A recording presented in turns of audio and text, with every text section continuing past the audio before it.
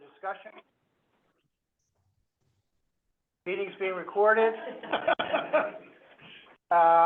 Just a couple housekeeping reminders. If folks on Zoom, hope who can hear me, please mute yourself. That way we will maximize our audio performance here, both in the room and in your homes and on your laptops. Use the chat box for questions, and we'll get to them either during the presentation or after. Let's see, there's that click view button on the upper left, which I still don't know what that means, Sherry and Shell, but I trust you do for those on Zoom. Yes. And Sherry is the hook. Sherry has the 2-minute warning and 1-minute warning sheets for our speakers. So we respectfully request that all of our speakers please do their best to stay within their time limits. We're going to start out today. So today's theme is really reservoirs and releases and fish and bugs. That's the theme of the conference today. As many of you know, FUDR we have both an angler constituency, but we also have a growing, broader constituency. And we work closely with Trout Unlimited, who is by their very definition, are very focused on the trout of the Upper Delaware River. So it's a great partnership that we've had. And many of those folks will be on the phone today or already are. One group I do want to mention is I wear a couple of hats. I sit on the Trout Unlimited's Delaware River Work Group, of which over here, Rich Thomas, hiding behind his laptop, is at the highest levels of grassroots involvement with all the work groups at Trout Unlimited at the national level. Thank you for being here, Rich, and all that you do for us. The work group is plugged into both the FFMP, which Peter's about to launch into, and also with the fish plan, the wild trout management plan that we hope is coming soon from the DEC, and they'll be talking about that later in the day. So with that, I'm going to introduce Peter Kolesar, who is a veteran of the Upper Delaware River trout fishery, he's one of the architects of the Flexible Flow Management Program, which is a pretty remarkable thing because usually we expect those kind of programs to be driven primarily by government, which in many ways they were very much involved, but I think it was Peter, and I saw Jim Serio a moment ago walk in the room. There he is, right there. These guys were basically the core architects of the Flexible Flow Management Program, which has been around now for 15 years or so. And Peter has got an excellent presentation here in partnership with Brennan Terrier. Brennan, I hope you are on the phone and available to talk and engage. Yes, good morning, Jeff. Good morning, everyone. Hi, Brennan, from New York State DEC. I think Brennan is probably in the state of New York, the longest-standing government staff person at the DEC that's been with the Flexible Flow Management Program from the very beginning and before. So we got two veterans here. And what we try to do today is to not have all the complicated bar charts and graphs and wonky speak and wonky words. What I'm trying to do, and what we've been trying to do for as long as I've been here, is talk about this thing in plain language that people on the street can understand. Because at the end of the day, for us anyway, that's the goal here. If only 5 people understand this, then if we want to see what opportunities we have moving forward to change it or make it better, it's not going to work, right? We need to sort of build, in our world, we need to still build a grassroots army around this, because as Peter is about to talk about, it's highly bureaucratic. It has a lot of players, has lots of people with different needs for Delaware River water. And for our community to effectively engage, we need to have a very clear understanding how this all works. So I called up Peter and I said, here's how I'm going to do it. I'm going to give you the 7 questions that I have heard for 10 years, over and over and over again. There might be others. You guys might have others, okay? But being here 10 years, sitting in this office, receiving phone calls about this program, these are the 7 questions, I think, that I hear the most. I went to Peter. I said, you got to answer them, and Brennan's got to help you. Peter, of course, took on the challenge, because he always does. He's about to run us through these questions and give his perspective. Then Brennan from New York State DEC is going to give his perspective. This is not a debate. There's no right or wrong answers necessarily. There's a lot of players in this, and everyone looks at it through their lens, okay?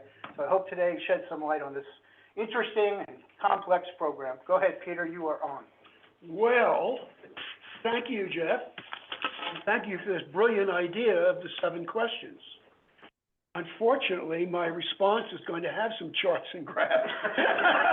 I know, I saw your power. Some charts and graphs and some statistics. You know, I thought before I start, I might say just a word or two about how we got started here. And I looked around the room.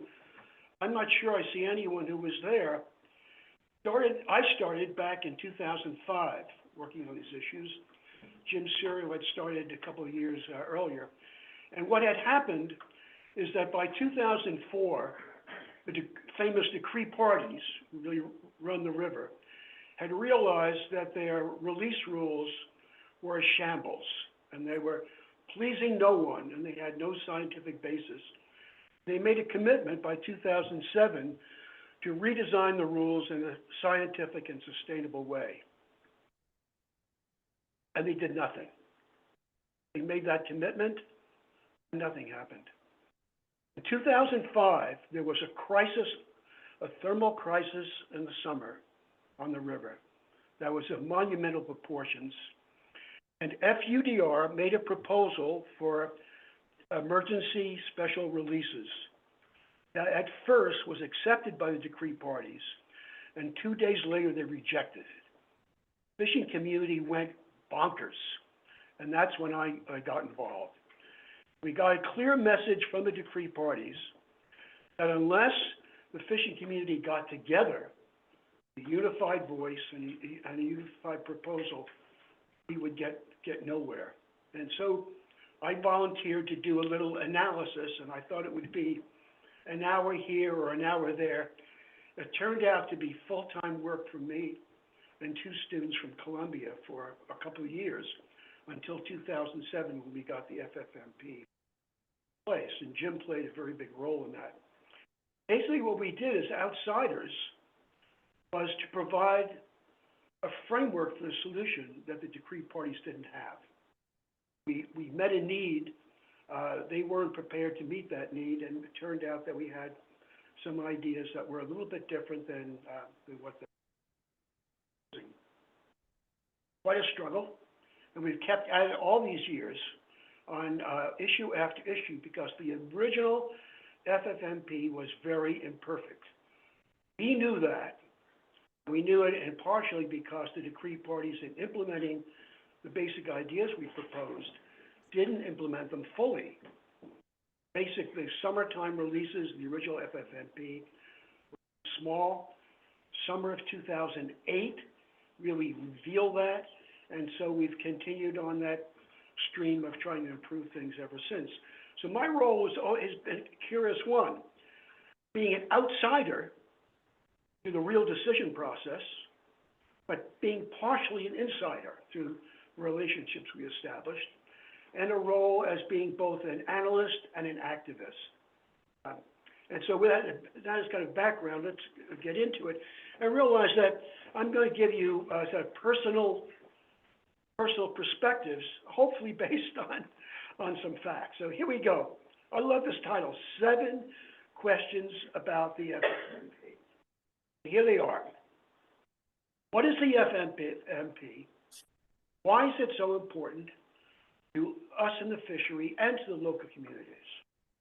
It takes some considerable time in answering that. How have the reservoir releases and river flows been impacted since the inception? That's where the data and charts and some graphs will come in. Why are releases higher in summer and lower in the winter?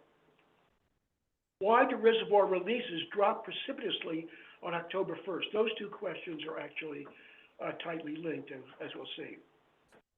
Why don't reservoir releases increase when the river needs it, while the reservoirs are at high storage levels?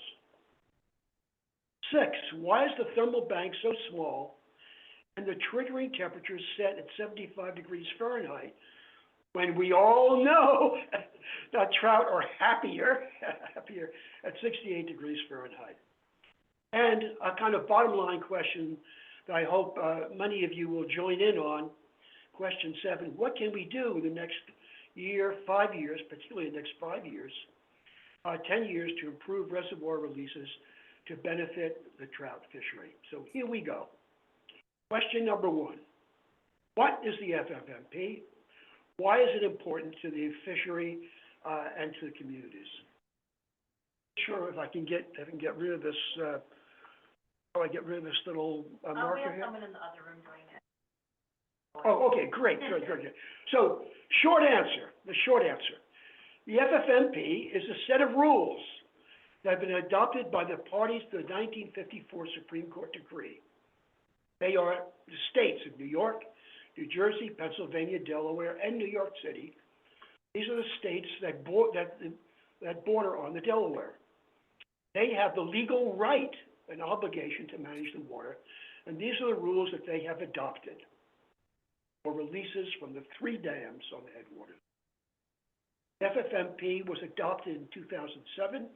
It replaced a long series of previous rules, revisions 1 to revision 8, actually, revision 7, the most important one. And it has been revised ever since.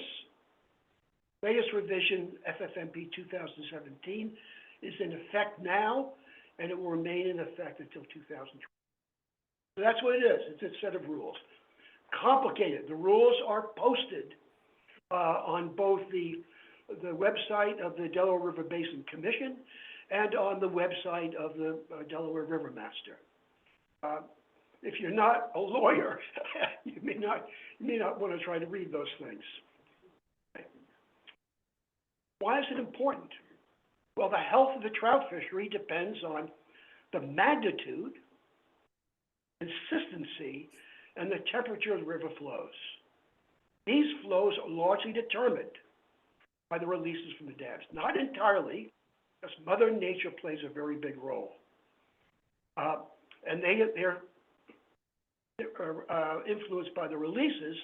Releases are dictated by the rules. So this is fundamentally important to us. But these rules influence the flows, which influence other things that happen on the river, particularly the recreational boating that is so important to the economy of some of the downriver communities. And also, these flows control reservoir levels. Reservoir levels have a potential impact on flooding. So all in all, the FFMP is vitally important to all of us in the Upper Delaware. So now some expanded comments. The FFMP is a balancing act. It is a set of compromises. In the early days of our work, Jim and I took a lot of heat from folks in the community because they wanted bigger flows at various times of year, whatever. And I would have to ask them, well, how many votes do you have? Because you needed 5 votes, 5 unanimous votes to get... the waiting room. You cannot talk or talk.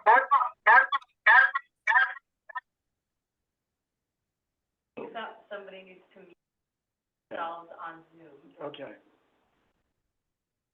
So what's very important is that the decree parties have to be unanimous. So any one party has a veto, and you needed 5 unanimous votes.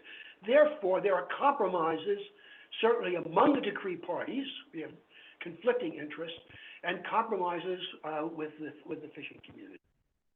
What does the FFMP do? It tries to balance these conflicting interests, and while doing so, it must conform to the 1954 Supreme Court decree with 2 major provisions: a limit on how much water New York City can extract, and a constraint on the amount of flow at Montague.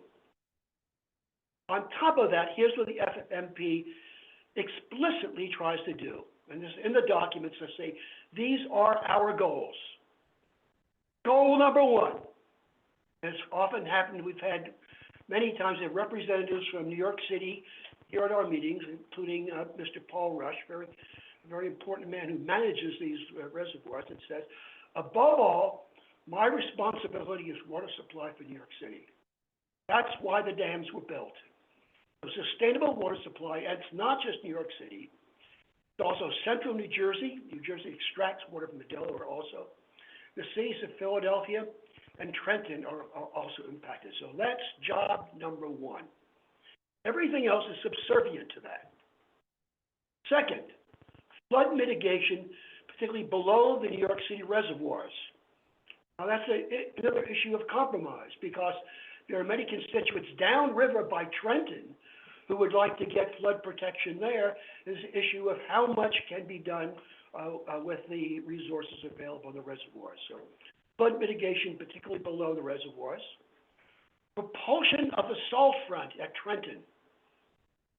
The Delaware is a tidal river down there, and the salt front can move up so far that it impedes onto the intake of water supply of Trenton. A very, very big issue, and an issue that's going to become bigger as a result of climate change. We expect that when the FFMP expires in 2027, that this issue is going to be a dominant discussion among the decree parties. They're already working on it. Fourth, at last, more natural, ecological, beneficial flows for the upper Delaware fishery, what we have personally struggled for so long. So without spending a lot of time on it, I think many of you have seen this kind of page before. You know, Amy Shellcross has made presentations, et cetera. I just want a perspective that I think of our Delaware. You know, I think of the Delaware from Callicoon basically up to Deposit. But it's a big damn river, 300 miles down to the ocean. Water supply for all these people, borders on these states. There have been political struggles about the waters of the Delaware going back to before the Revolution, back into colonial days. And luckily we have the National Park Service in here to help us out on some of our ecological issues. And the bottom line for us is that it is a fine, fine wild trout fishery, one of the best in the world. Now let me say a bit about how the FFMP works. What is the philosophy? And this is a philosophy that I basically brought to the table based on my prior experience. As a lot of you know, I'm a retired professor from Columbia, basically computer science, applied mathematician kind of guy. My first job was with the great Procter & Gamble company in Cincinnati, and that job was controlling the inventory of Tide detergent, Crest toothpaste. So I thought of the reservoirs like the warehouse of Procter & Gamble. Inventory is the water. Try to control that inventory. And what I tried to do is come up with a scheme, feedback, control, sort of engineering-oriented scheme that would adjust the releases to keep the reservoir storage in a so-called normal level.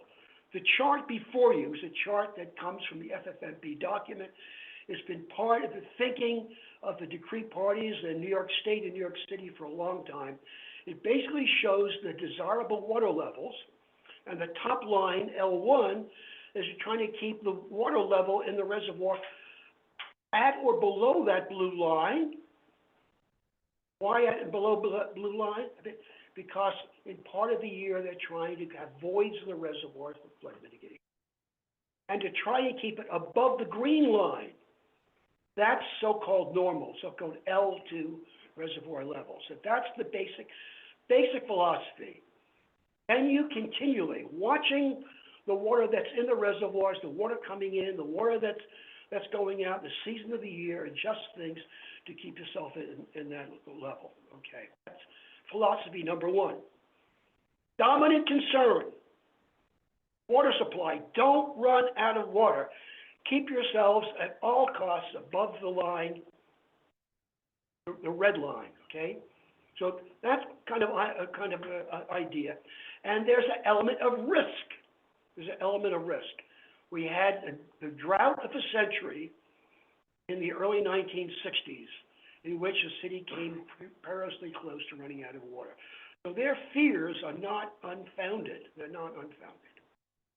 Okay. Flexible management. Again, kind of the idea that came from my previous engineering experience with Procter & Gamble. make the thing flexible. It isn't as if none of these ideas were on the table before I arrived on the scene, but they weren't as flexible as we just tried to make them. So make the releases depend on season much more flexibly than they had before. Make them depend on reservoir storage much more flexibly. Make them depend also, very importantly, and this was a struggle that took a long time for us to get there, let them depend on predicted New York City actual usage and forecasted reservoir inflows. When Jim and I first proposed that last idea, New York City representatives said, we're not even willing to discuss it. 3 years later, it became part of the regime. It was a struggle all the way. So that's the basic idea of what they're trying to do. How do they do it? They do it basically in 3 steps. First step is that New York City calculates their own estimate of water available for release. These estimates are posted roughly monthly on the Delaware River Masters website. And this is an example of what that posting looks like. You can go there today and see the last one. Here's a summary of what they do. This was a calculation done this August. They look at the current storage. They add to the current storage the water that's forecasted to come in from the Weather Bureau. They subtract the amount they expect New York City is going to use. That gives you kind of water that's there. Then they look ahead to the end of the current water year, which is June 1st, and say, how much water do we want to have on that date? And that gives them then the total water available for release. They look at how many days are left in the season, divide. That gives them a daily release number. They convert that to cubic feet per second. And the bottom line here for that date was 1,221 cubic feet per second will be available to be released. They are not going to release that. They're going to release up to that. So that's the maximum they conceivable release. And now we then go to step number 2, in which they figure out how to do that. And that's where it gets really kind of nightmarish. This table is extracted from the FFMP. They refer to one of these tables. And if you took the time to look at this, you'll see that the columns are the seasons. The year is broken up into seasons. Summer itself is broken up into 3 seasons. The rows are the storage levels from the chart that I showed you earlier. So what they do is they do a table lookup. They go to this table, and they find for Cannonsville, Papacton, and Neversink, the release is 550, 300, 125. What they're doing is trying to come close to, but not exceed the 1,221. So the total is 975, and that is then the FFMP number. They will operate roughly for the next month or so, or until conditions change with the rule. So that's step number 2. The third step is what is done in the summer, and we're lucky if Brennan Carrier is here, because Brennan is the man who actually does this. Step 3 is to check Lordville water temperatures and the water forecast. And here's an example from September 5th of this year. Here's a chart that Brennan must have been looking at.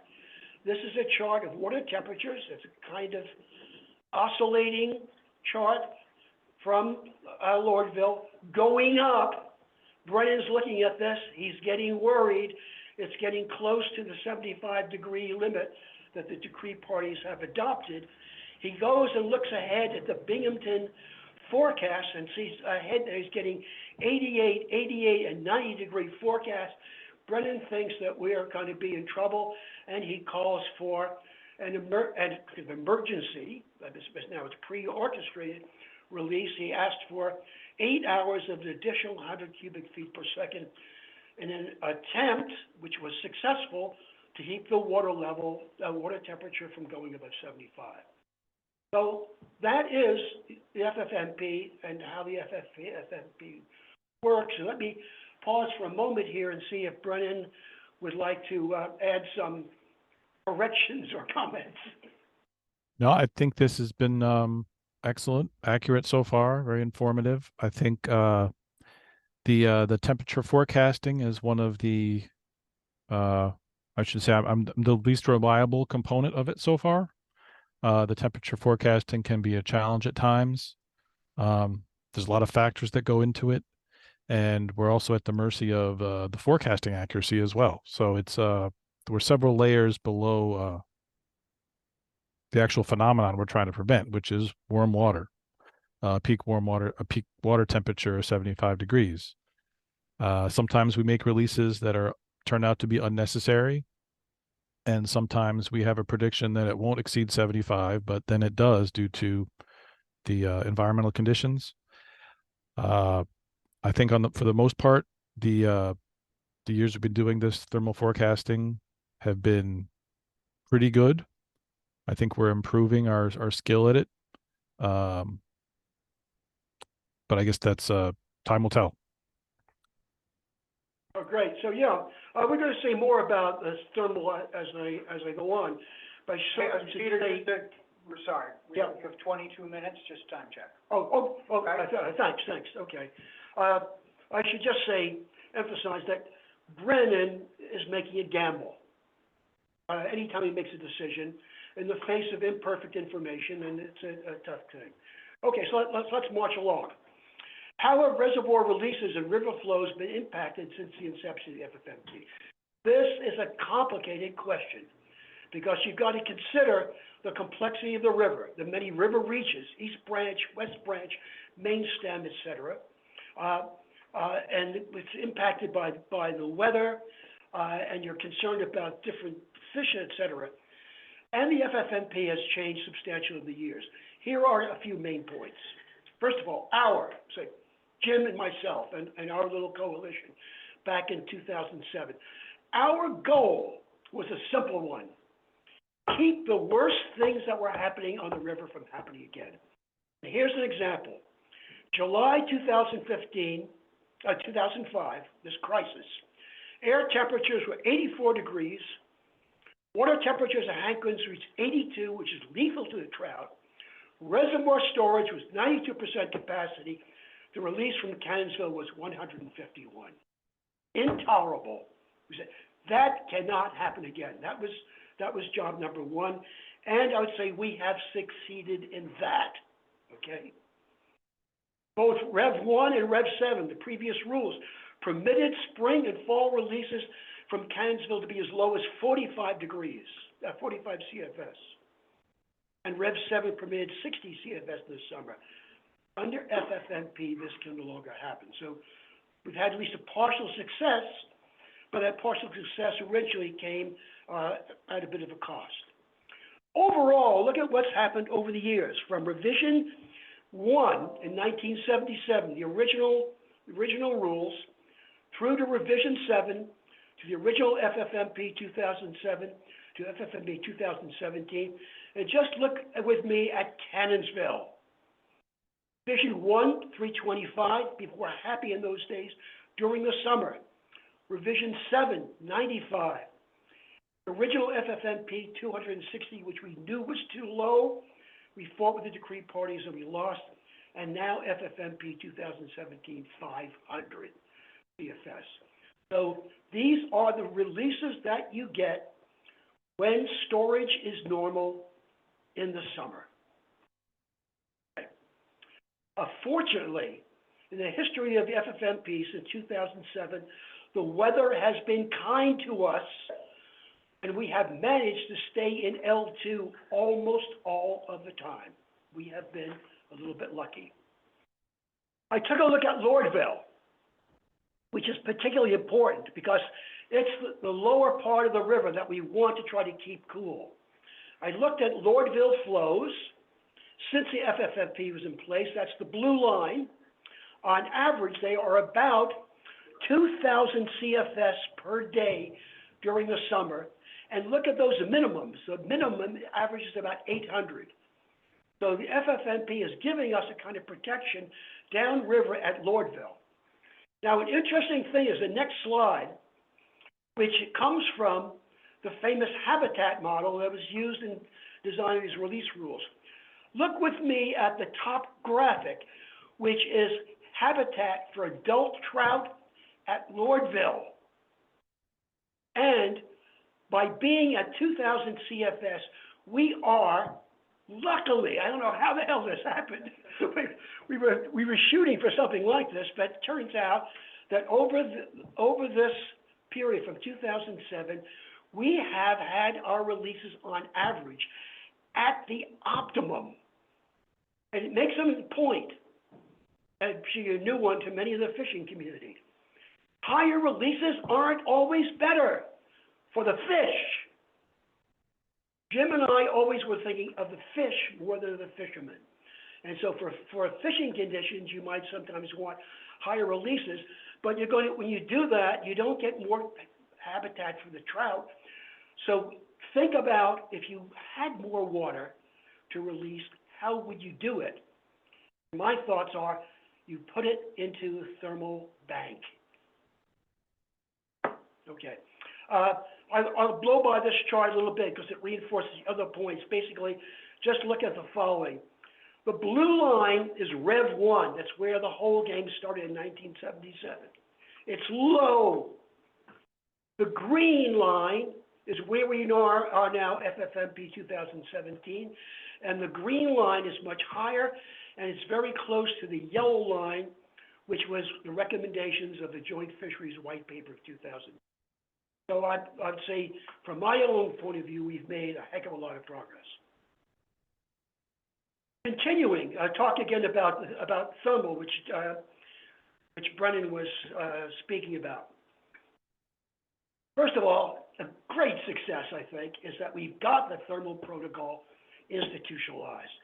Many of us in the room struggled back in the days when every time we get to a thermal crisis, there were phone calls and emails and petitions, and you're begging the decree parties for a little bit of water.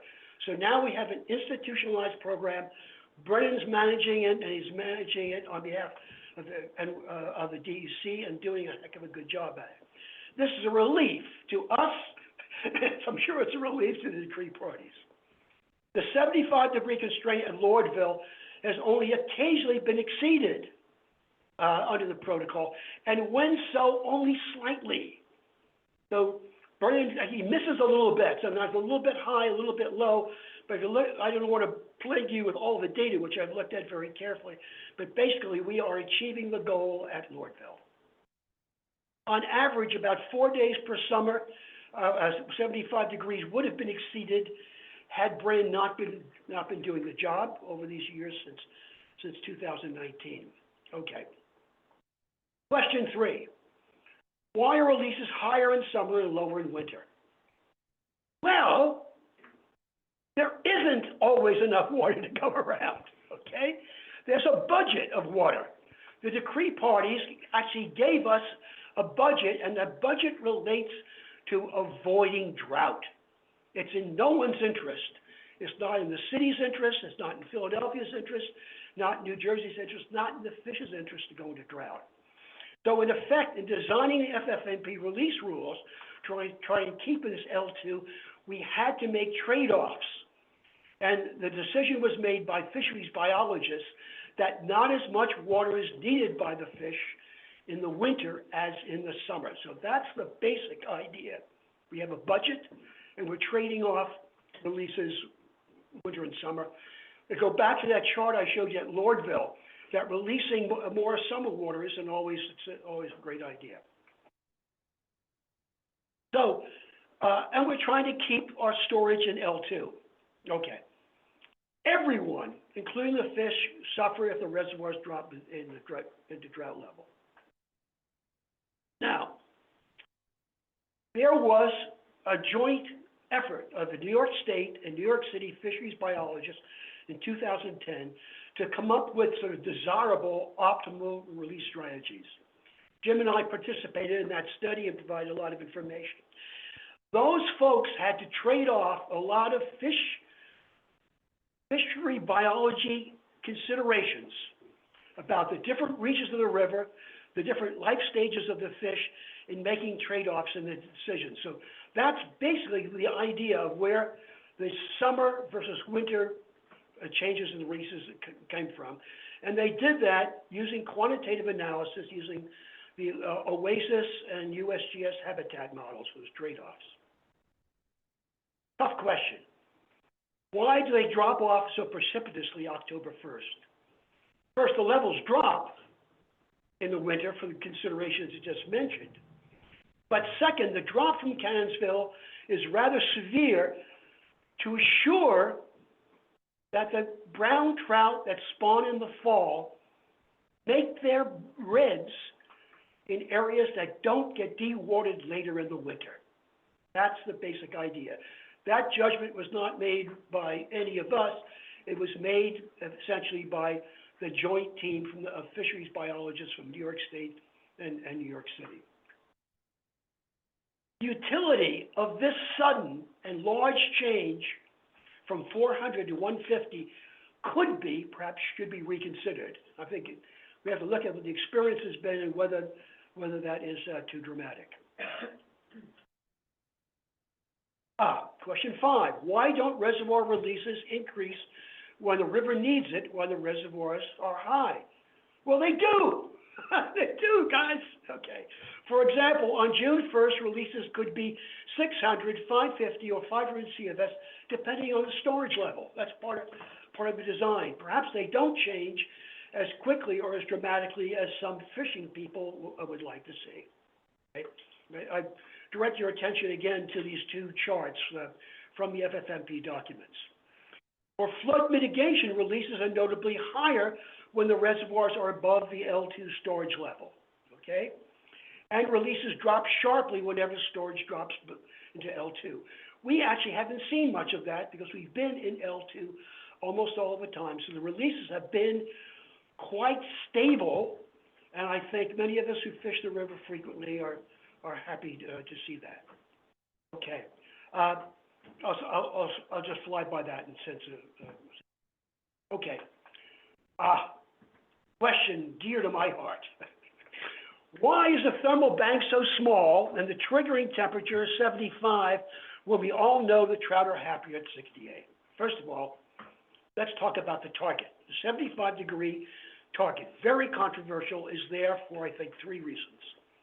One is there's a tradition established by New York State DEC going way back into the 1970s. They have repeatedly used a 75-degree target. So for better or worse, we had that tradition. Okay. 68 would be better. Everyone admits that. But in the judgment of the Joint Fisheries Group, those biologists thought that 75, while not optimal, permits the trout to move to cold water refuges.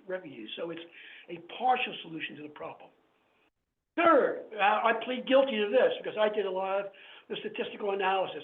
My analysis showed that there just isn't enough water to do 68.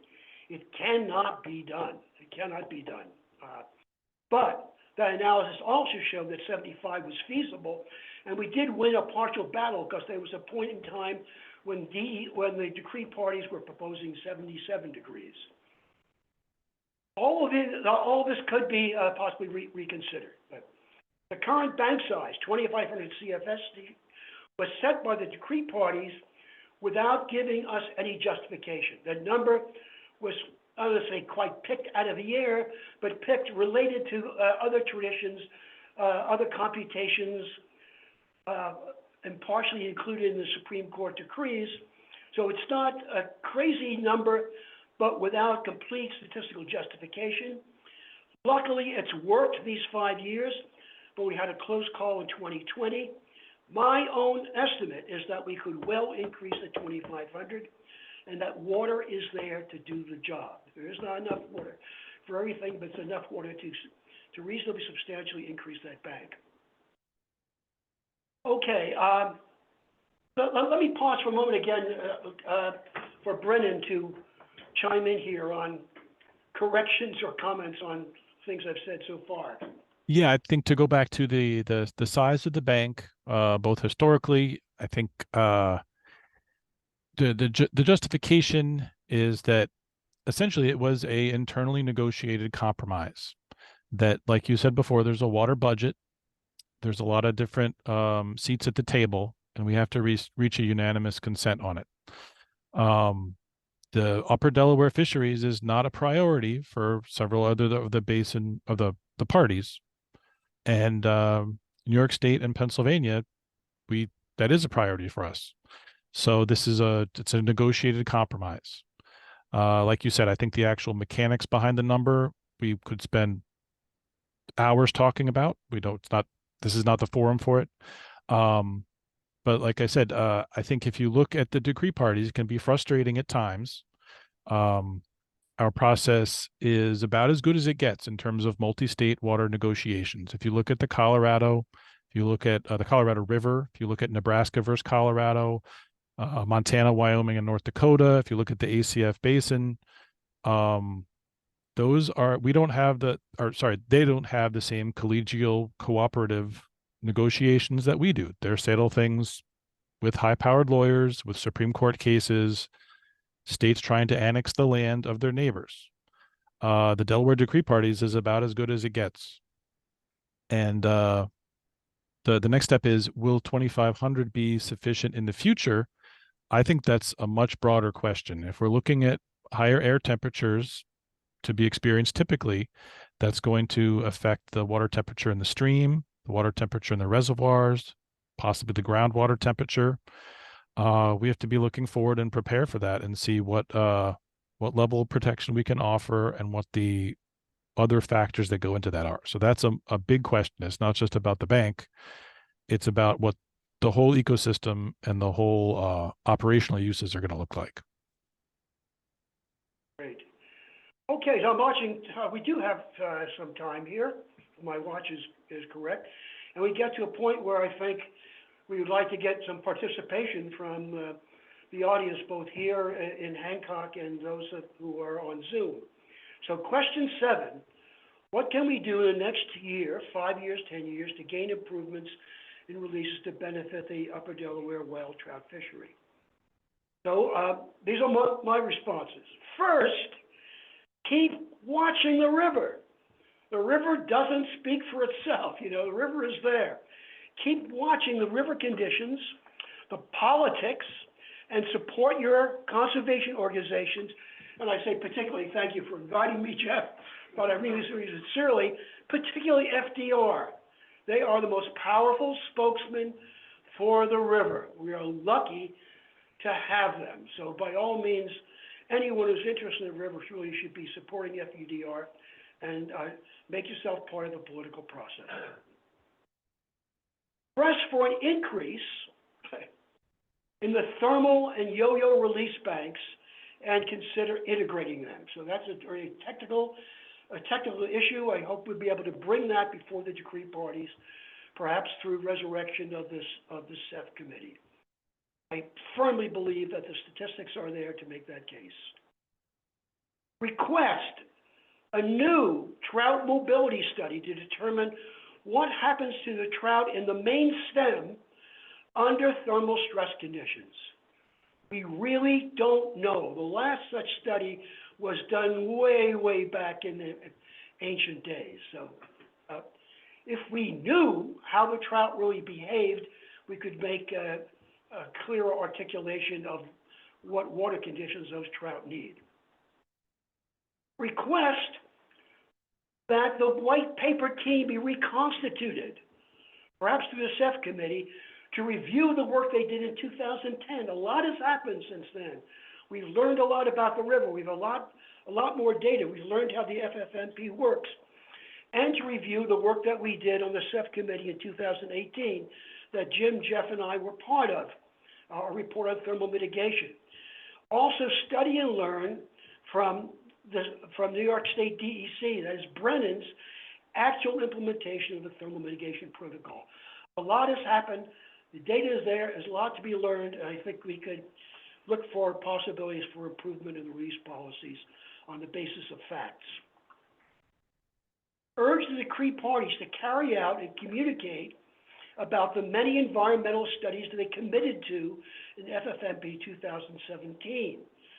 Little has been done, less has been made public. I see this a little bit as a replay of what happened back in 2005.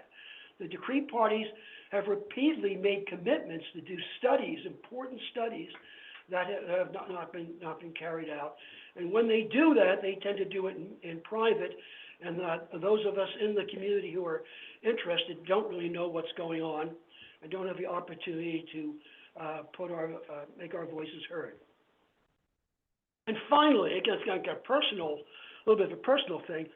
Back in 2005, 2007, we were fortunate that we had access to the OASIS simulation model and the USGS habitat model, and that was the basis for the analysis that led to the FFMP.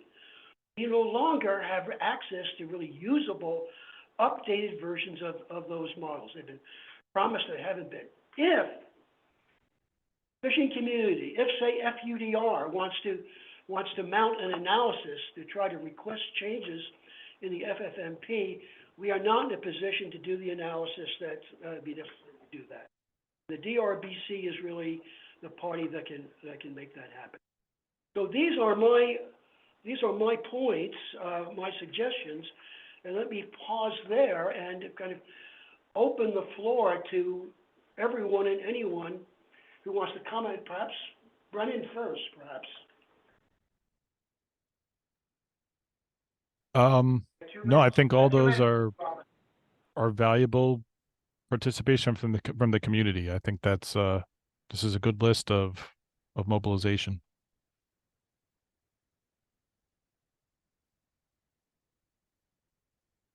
Are there questions in the chat? There are questions in the chat, Jeff. Do you want me to run through those? Sure, go ahead, Molly. Eric Lewis asks, do we have a thermal bank volume proposal in mind for future state conditions?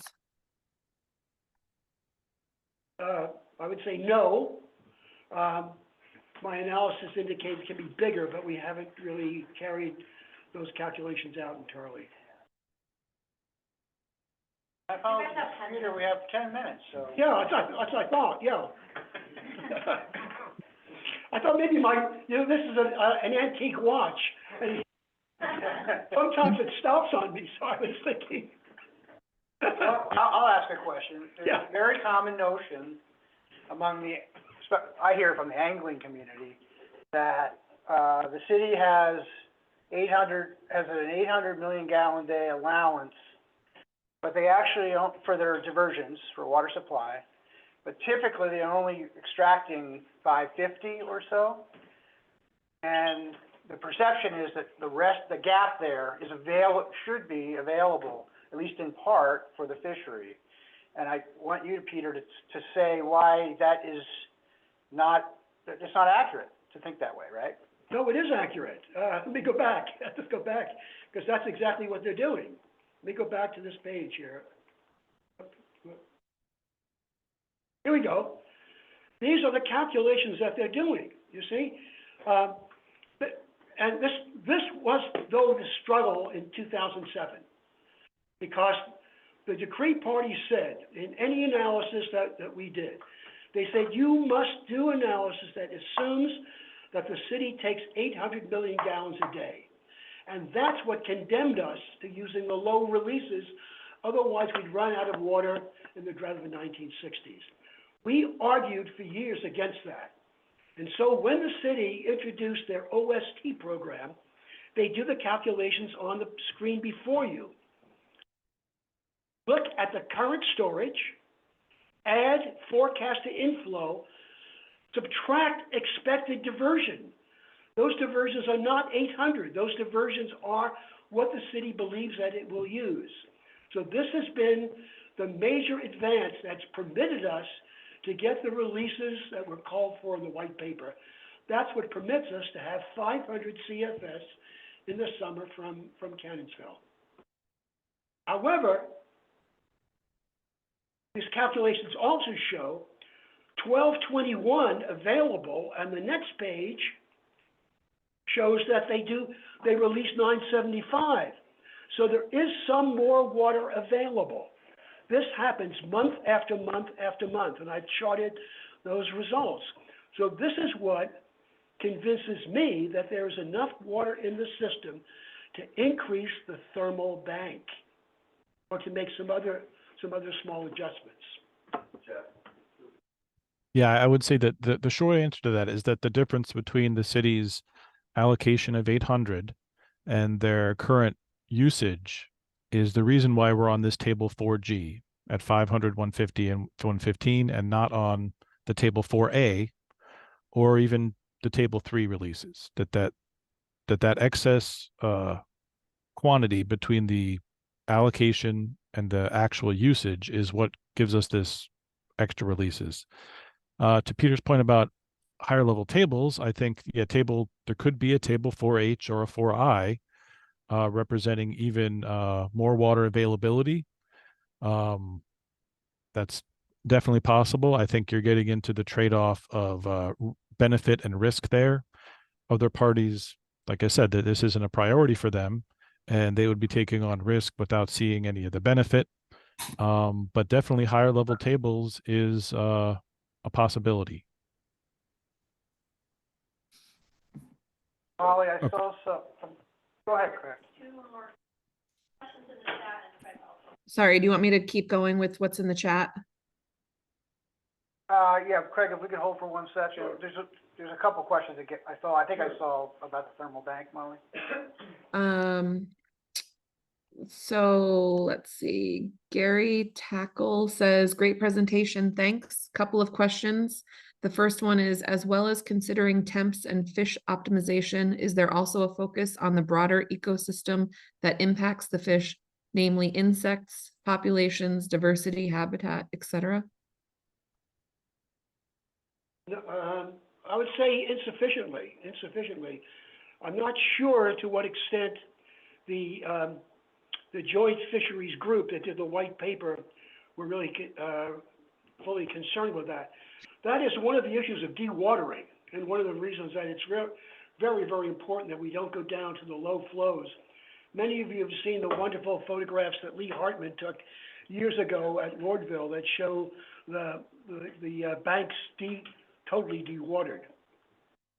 Brennan, do you have any, on the broader habitat considerations of the FFMP, I think is the question, beyond fish, I guess. Any comment on that, Brennan? I would say, I think it's considered. I don't know that our habitat staff have as much hard data on that could go into the DSS and be modeled. I know it's a consideration that, especially for the insect population, there's also concerns about like the woody debris, sediment transfer. Those are taken into consideration, but I don't think there's as much numerical analysis. I think that's you have Chris and Tim on later. I think they could speak more directly to that, but I would say the answer is yes, but. Craig, go Okay, ahead. Hold on, Molly. The question I get, aqueduct there and outage of water that's being lost. Jeff, we on Zoom can't hear this question. Can someone put a microphone near whoever's speaking? I'll summarize. You know what I'm gonna say, is there any opportunity to salvage some of the water that's being salvaged from fixing the aqueduct for us to be able to either put it in a thermal bank or? So the question came from Craig Boslow. We've heard it a lot. Once they fix the aqueduct, we're saving a lot of water. Can we get any of it? Brendan, I think that maybe, Peter, unless you want to go at that. Brendan, Yeah, that might be a question. I think right now, if you go back to that OST calculation, the water lost in the aqueduct is essentially counted in there as a diversion. So right now, they're diverting, say, 550, or so there's some of diversions is 143, and the expected reduction is, say, 20 MGD per day. Whatever that is times 365, you would see a lower expected diversion there. So you would see a higher release target at the bottom. So that third row would be a lower number, and the red number at the bottom would be a higher number.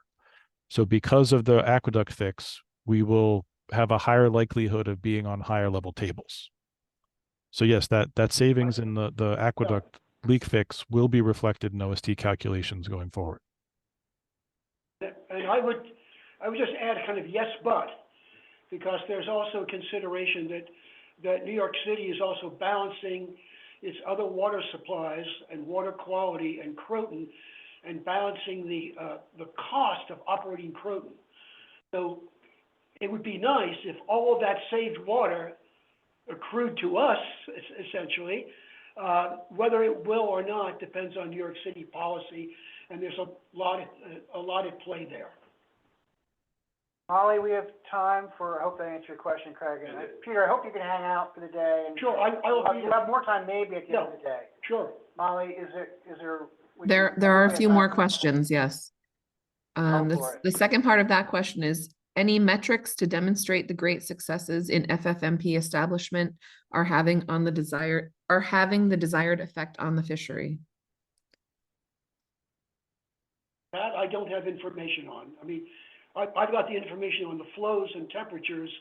The fish counts that are being done, I don't know what the results are on that. Jim, I don't know. I think the answer is no. I mean, we're gonna hear later from DEC about the study they did, and they looked at the fish in a lot of different ways, but I'm not sure they factored in, releases and flows. Yeah, much on that.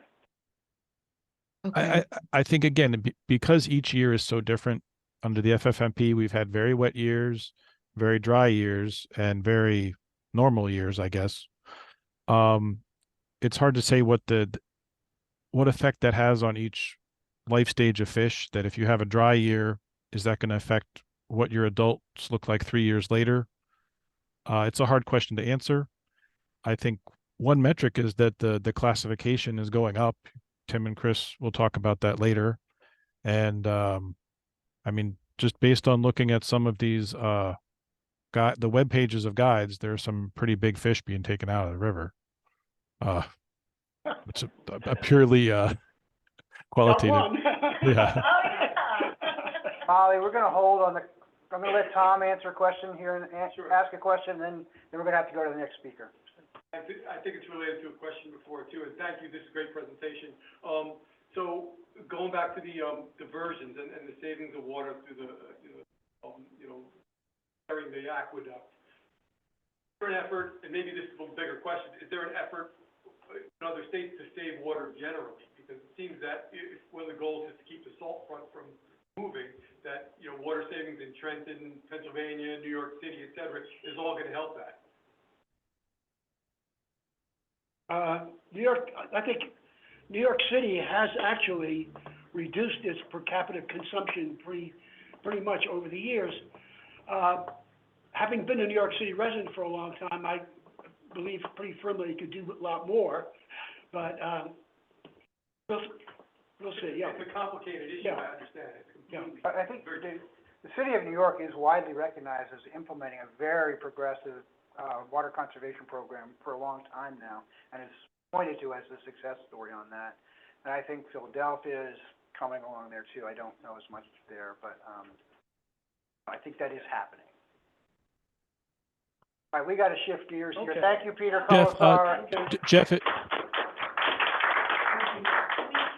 have. if I can just jump in for answer a question to Walter, that there is a thermal target on the East Branch at Harvard and a target at Bridgeville for the Neversink. Great, thank you, Brennan. Walter, I hope you got that. Great, or other questions that we can answer. Today's session. I should have mentioned, we're talking all about the decree party apparatus and the states and the city. We have two people in the room here. Amy, I'm not putting you on the spot, but Amy McHugh is with the USGS Delaware River Masters. I'm not gonna ask you to say anything, Amy, unless you want to, but very important player here, does a little bit behind the scenes stuff, but I'm glad she was able to make it, and the River Master plays a big role in the operations of the reservoirs and the releases. Thank you for coming in. And also Brent Goach, who is our next speaker from the City of New York, Department of Environmental Protection, most of you know, we've canceled the aqueduct shutdown 2 years in a row now. We were gonna do it last year, couldn't do it. We're gonna do it this year, couldn't do it. We're still gonna do it. It's scheduled for next year. Brent's gonna give us all the details of that. Thank you for coming, Brent, and you have 20 minutes. Okay, thank you, Jeff. Thank you, everybody, for coming today.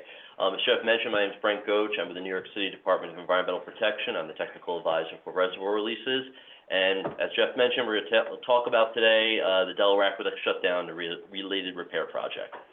So just to give you a little bit of an overview of what we're gonna discuss, we're gonna give a brief overview of the New York City water supply system, the leaks and where they're occurring, the project to fix those leaks, how New York City is gonna augment water supply during the shutdown and immediately before, and also immediately after. The management related to all that, the operational challenges we face, of which have been many, and some common questions and concerns that have been coming up in the community as of recently. And if we have time at the end, answer some additional questions. So here is the New York City water supply in the broader geographic northeast area. We have a west of Hudson and an east of Hudson district. The east of Hudson district is included in Westchester and Putnam counties, also referred to as the Croton system. The west of Hudson district includes two different systems, the Catskill and the Delaware system. Catskill system includes both the Ashoka and Schoharie Reservoir, and the Delaware system includes the Cairnsville, Papacton, Neversink, Roundout reservoirs. New York City water supply is primarily a surface water system. We have 19 reservoirs and 3 controlled lakes. We have a 570 billion gallon capacity for reservoir storage, and we have 9.8 million consumers who rely upon our water. Now, the majority of that is in the 5 boroughs in New York City. However, we also have roughly 1 million people upstate that also rely on New York City water. They live in municipalities that would have a wholesale water contract with us. So people who live in Westchester, Putnam, Orange, Ulster County, and different municipalities also rely upon New York City water. And overall, we supply over almost half of New York State's population with water. We deliver 1.1 billion gallons of water each day. The watershed itself is 1,969 square miles. That's roughly 1.2 million acres. As I mentioned earlier, it covers parts of 8 upstate counties in New York, as well as a small portion of Connecticut. It is the nation's largest municipal water supply, and 90% of it is unfiltered. Only the east of Hudson district has a filtration system installed with it. And I think one of the geniuses of the system is that when they designed this and constructed it well over 100 years ago now, the water is conveyed to the city by gravity alone. That's a tremendous cost saving, not just for the consumer, but also for the agency as well. So we can devote funds to, instead of just constantly fixing pumps, we can now put it towards infrastructure projects like we're going to be doing with the shutdown. So zooming in a little bit on the Delaware system, this was completed in several stages. In the lower right-hand corner, that dotted purple line, that's the Delaware Aqueduct. That was completed in 1944. The Roundout Reservoir was completed in 1950, Neversink in 54, Papacton in 55, and most recently Cairnsville was completed in 1964. So if Cairnsville, Papacton, and Neversink did not exist, their waters would naturally flow to the Delaware River. Roundout's a little bit of a different story. If it didn't exist, the water would naturally flow up to the Hudson. However, we include this within the Delaware system because we have 3 separate tunnels, one for Papacton, Cairnsville, and Neversink that feeds into Roundout. And then from Roundout, it goes into the Delaware Aqueduct down to West Branch Reservoir underneath the Hudson in Westchester County. And that's why we include Roundout in the system. So let's give you a broader picture of how the system works. So focusing on the Delaware Aqueduct is 85 miles long from Roundout Reservoir to Hillview Reservoir, all the way down at the end of the Croton watershed. It's the longest tunnel in the world, and it conveys between 50 and 60% of New York City's drinking water supply. It was last drained for inspection in 1957 to 1958, so it's been some time. And as you can imagine, a piece of infrastructure conveys 50 to 60% of our water supply, is a critical component of our system. It's divided into 3 main segments, from Roundout Reservoir to West Branch. That's also referred to as the Roundout West Branch Tunnel. That's 44 miles. From West Branch to Kensico, that's 27 miles. And from Kensico to Hillview Reservoir, that's 14 miles. And from there, it goes into the city for distribution.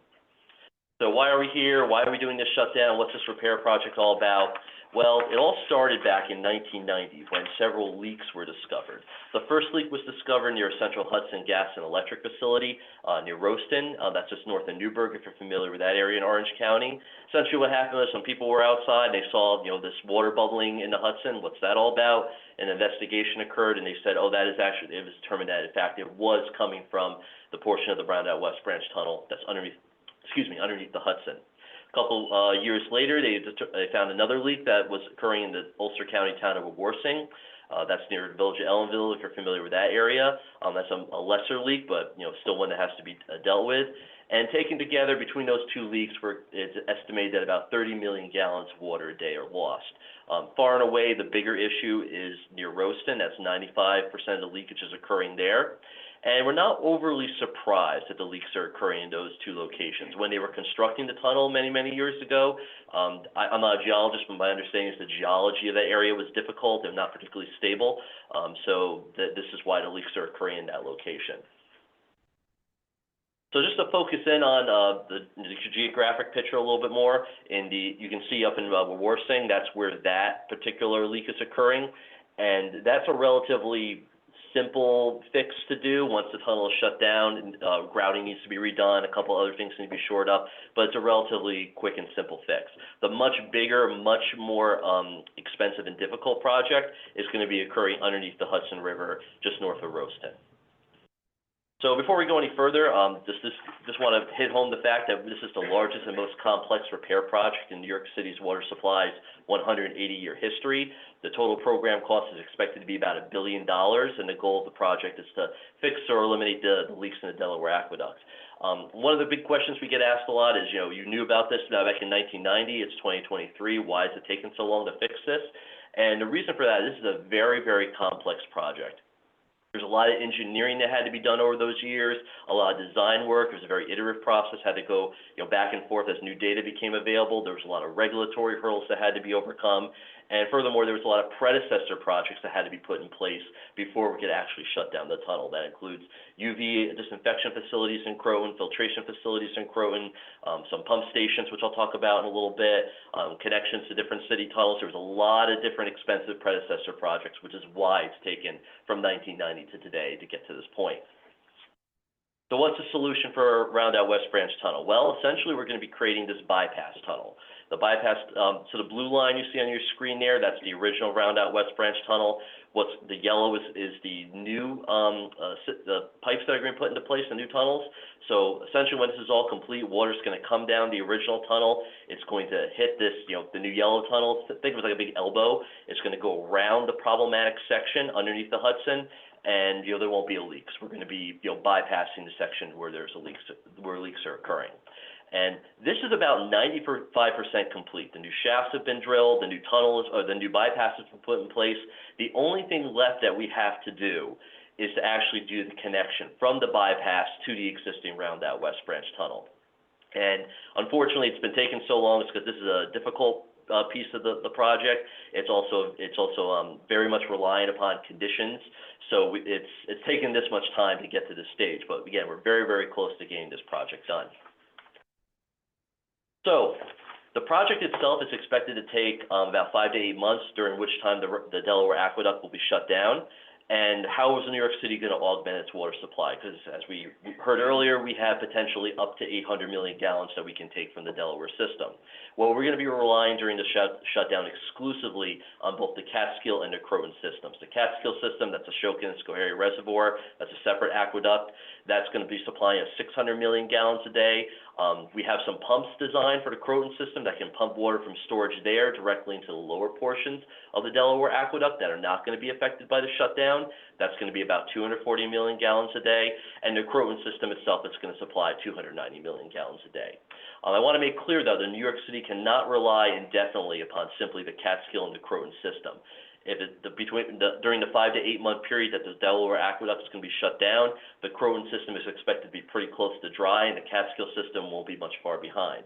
In order to maintain our safe yields, we're going to need to bring the Delaware system back online. If we go beyond the 5 or 8 months, if the project for some reason is going to take longer than that, then we're going to have to stop the project, bring the Delaware Aqueduct back online, and then finish the work at a later time. So here's a timeline, just going over roughly what the process is going to be during the shutdown. So in June of 2024, there's going to be a no or go decision made. If a go decision is made, the contractor is going to mobilize. We're going to get all the pieces into place, and we're going to start drawing down the Delaware system and allowing the Catskill and Croton systems to rise. There's going to be a schematic on the next slide. I think that's going to illustrate this a little better.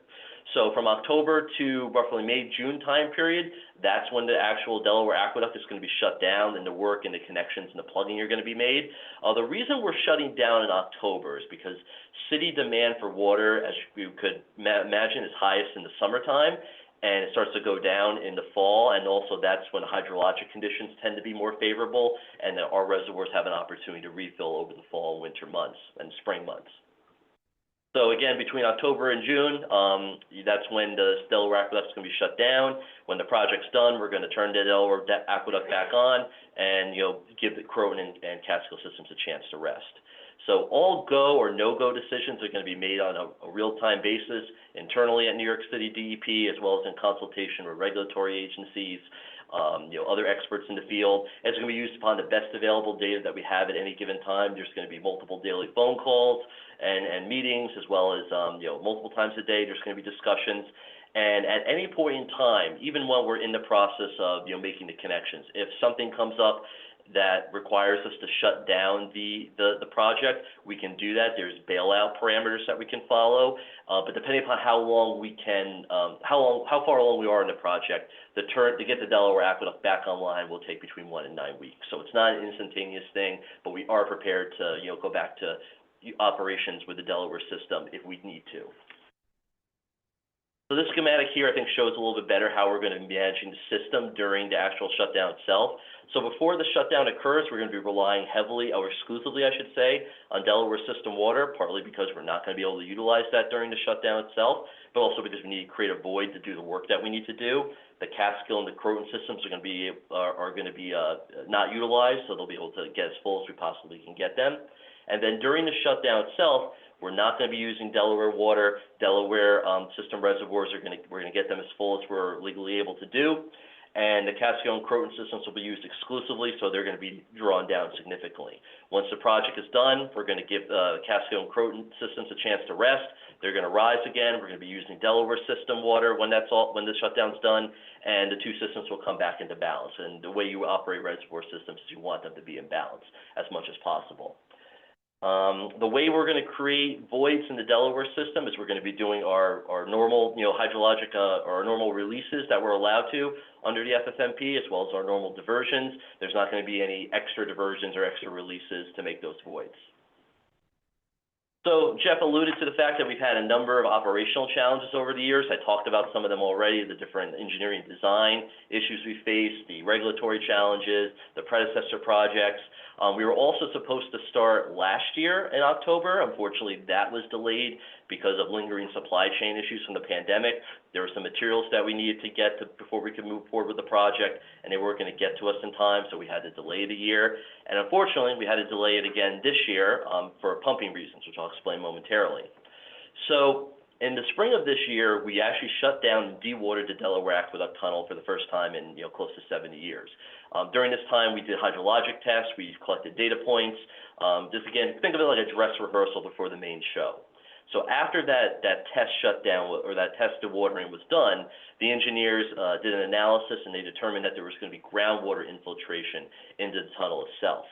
Now, this was not unexpected. We anticipated that there was going to be groundwater infiltration, and we had a pumping system, backup pump systems, all set in place. Unfortunately, what we found out was that the rate of infiltration was much greater than what was anticipated. So for worker safety, we don't want to see anybody get hurt or, God forbid, killed. We had to make sure that we had adequate pumps in place before the project could go forward.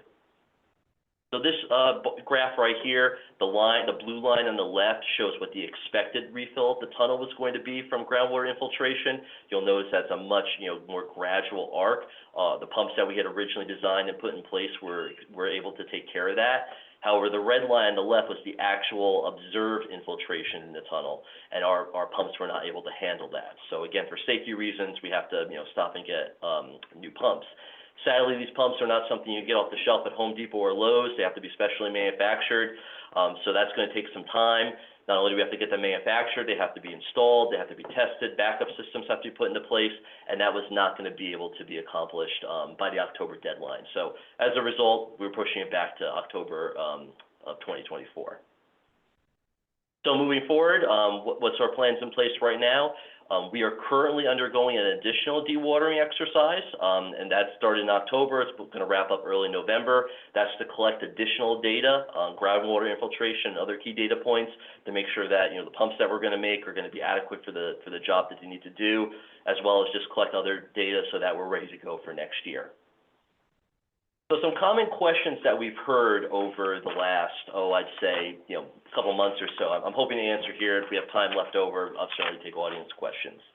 One of the big questions we've heard is that, will there be more water release downstream of the Delaware System reservoirs during the shutdown or in the lead up to it? I think there's been a little bit of misinformation going around that during the shutdown or leading up to the shutdown, the city was going to make, excess releases or mega releases. I'm not sure where that information came from, but that's not really the truth. The reality is this: it really depends upon conditions. If it's an especially wet year, you might see a little bit more water in the system. If it's a more drier year, like remember this year we had a relatively dry, well not relatively, a very dry spring, you're going to see a bit less. Again, it's all based upon hydrologic conditions. That's how we're going to operate the system, because we're going to need to maintain that Delaware System water for pre-shutdown operations. Will the shutdown have an impact on fisheries? We're not expecting to have any impact on the fisheries. The Delaware System reservoirs are going to continue to operate under the rules that Peter and Brennan talked about with regards to the Flexible Flow Management Program. We're still going to be making those conservation releases. In addition, those thermal releases that we discussed during those really hot days, we're prepared and capable of making those releases. So there really should not be any impact upon the fisheries. Another big question that we've received is, will there be a greater risk of flooding during the shutdown? Let me just begin by saying that before I came to DEP, I was in the floodplain administration and management world. I'm a certified floodplain manager. I'm still very involved with the New York State Floodplain and Stormwater Managers Association. I did a lot of work with recovery during Hurricane Irene and Lee, so I understand the concern where that comes from. But New York City takes its dam safety and floodplain management responsibilities very seriously. And as it stands right now, we're still going to be operating under the protocols of the Flexible Flow Management Program, which calls for a conditional seasonal storage objective, or a CSSO, which essentially is a void in each of the reservoirs to collect that excess runoff. So we're still going to be maintaining those seasonal CSSOs. In addition to that, when reservoirs are full, when they're at capacity, they're still able to attenuate flood risk downstream. This is true of New York City reservoirs and every reservoir in the world. I remember when I was a kid in science class doing an experiment about what they call surface tension, where you have a container of water, you fill it up to the brim, you add just a little bit more, and the molecules of the water, the way they work is they kind of hold this a little bit beyond capacity. So the reservoirs on a much bigger scale utilize the same thing. I'll also mention that New York City has the ability to release more water prior to a storm if we see that's necessary. However, we don't like to do that because we don't want to exacerbate conditions downstream. If there's antecedent conditions like very, very wet conditions, we don't want to make things worse. We really don't want to do harm. In addition to that, when the Advanced Hydrologic Prediction Service stream gauges predict that we're going to hit action stage at those downstream stream gauges, New York City is by law required to shut off its releases, and we do that. And again, I just want to mention that aspect in the dam safety management of our reservoirs is one of the most highly regulated part of our operation, and one that we take very seriously. So, there we go. So these are two kind of cool historic photos from the last couple times we shut down the aqueduct, the original one in 1949, and more recently in 57 to 58. I'm very curious to see what vehicle they're going to use this year for the shutdown. But if we have time left over, I'm happy to take audience questions. So thank you.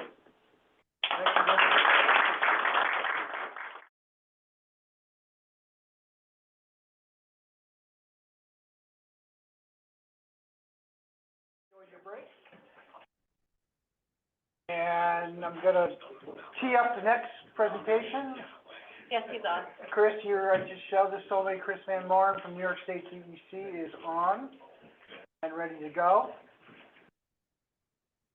And how about his presentation, show? He's sharing his own. Okay. Unless, Chris, if you want me to share it for you, I can. So Chris is going to talk about a pretty exciting 3-year study that Pennsylvania and New York finished a couple years ago. It started, I see Dan Plummer in the back there. Dan, if you might remember, we were at a meeting in Oneonta with New York State DEC with Steve Hurst, the fisheries chief, Chris, you're about to see on the screen, Tim and others, asking about catch and release and what's the prospect of future protections in the regulatory world. And they heard us and listened to us, and they said, well, before we do any of that, we need to know a little bit more about the river and the fish. So they said, we will get together with Pennsylvania and do a 3-year study and look at the fish in different ways. And that's what Chris is about. Chris Van Marn from New York State Region 4 office in Stamford, New York, is about to talk about it. Hi, Chris, thanks for coming. Hi, can you guys hear me okay? Yes, Great. Do you see the presentation as well? yes. Is it maximized? Do you see the whole screen or is it partial?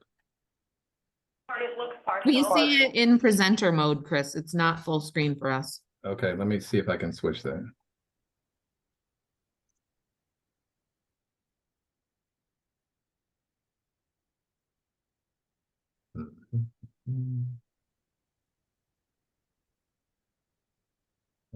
I'm going to share a different screen here. I can get this thing to work. This thing. Is that different now? There is. Yes, now it looks correct. Thank you. All right. Okay, so thank you for having me. So as Jeff mentioned, my name is Chris Van Marn. I'm the Regional Fisheries Manager for the DEC Region 4.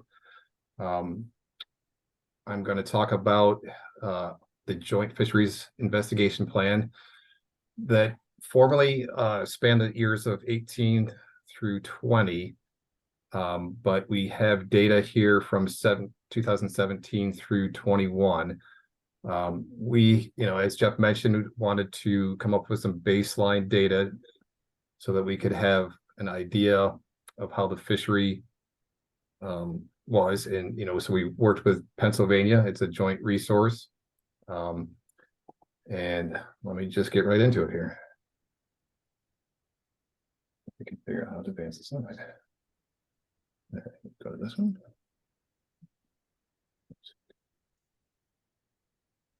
Okay, so on our website, we have this set of documents, which is the outline of how we were conducting all the research. So there's this overarching document, which is the one on top, the investigation plan. And then there's 4 components. There's, on the left here, you'll see this Creel survey, which is an angler interview survey where we're trying to figure out, where people are coming from, what they're catching, their catch rates, etc. And then we had 3 components which would be considered fisheries independent. So one is mostly electrofishing, where we're doing both boat electrofishing and backpack electrofishing. We have a study related to tagging, and we were using these rice size injected tags called pit tags.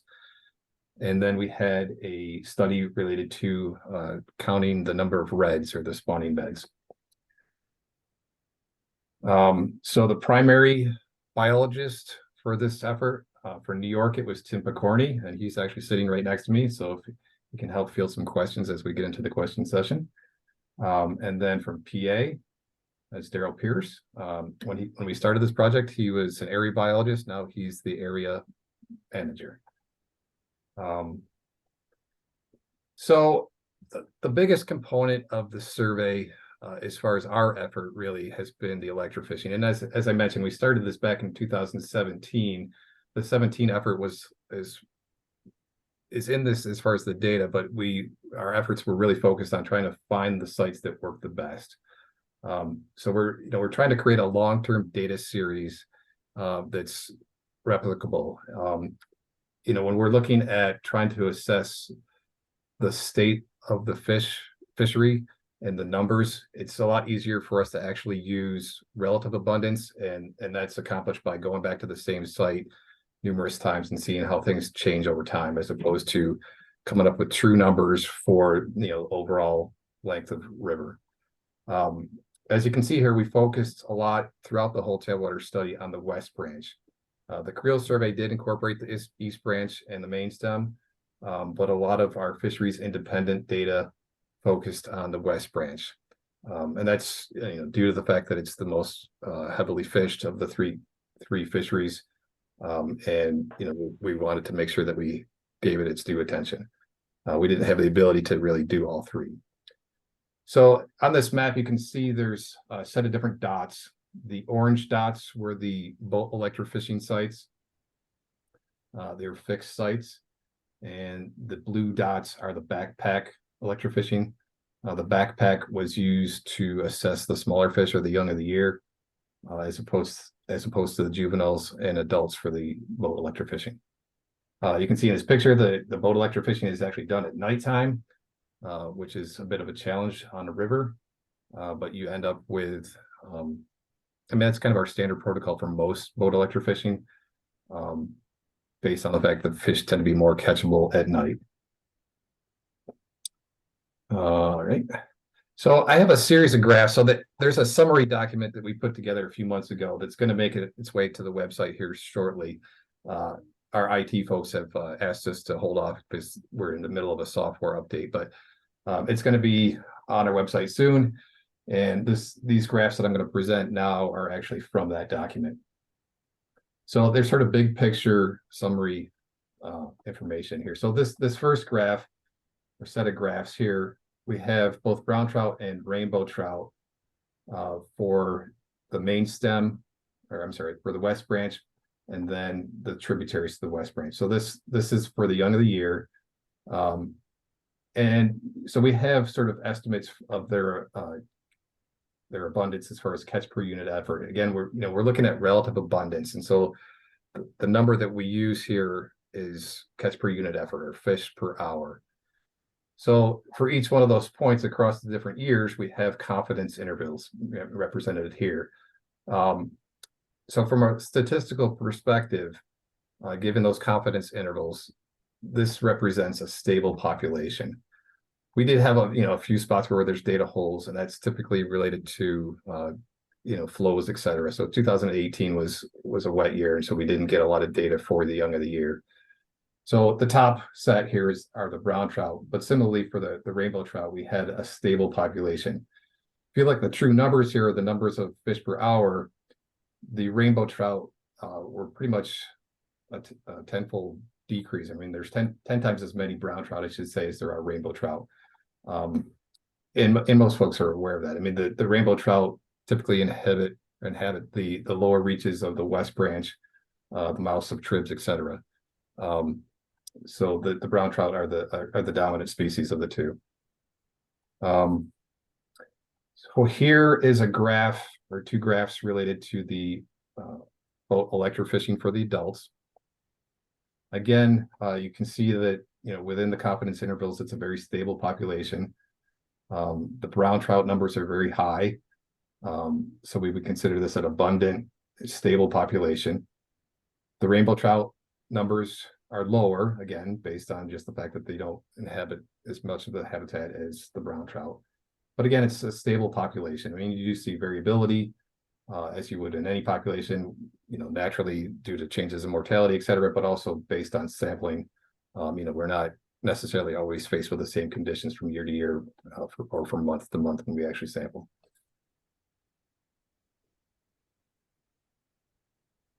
So this graph, there's a lot of stuff here. Hopefully it's large enough for everybody to see, but it's kind of, you can sort of look at it from the 30,000 foot perspective in the sense of, you can see, this is, I'm sorry, let me preface it. This is a frequency to size graph. The left column here are brown trout over time, 2017 through 2021. The right column are rainbow trout in the same time period. So what I wanted to show here is two things. One thing is, particularly with a brown trout, we have a significant proportion of the population in this 12 to 18 inch range, which is significant because that represents a quality fish by most anglers' perspective. So we have a lot of fish that provide quality fishing. And the other thing that's kind of neat about this is that you can sort of track cohorts over time.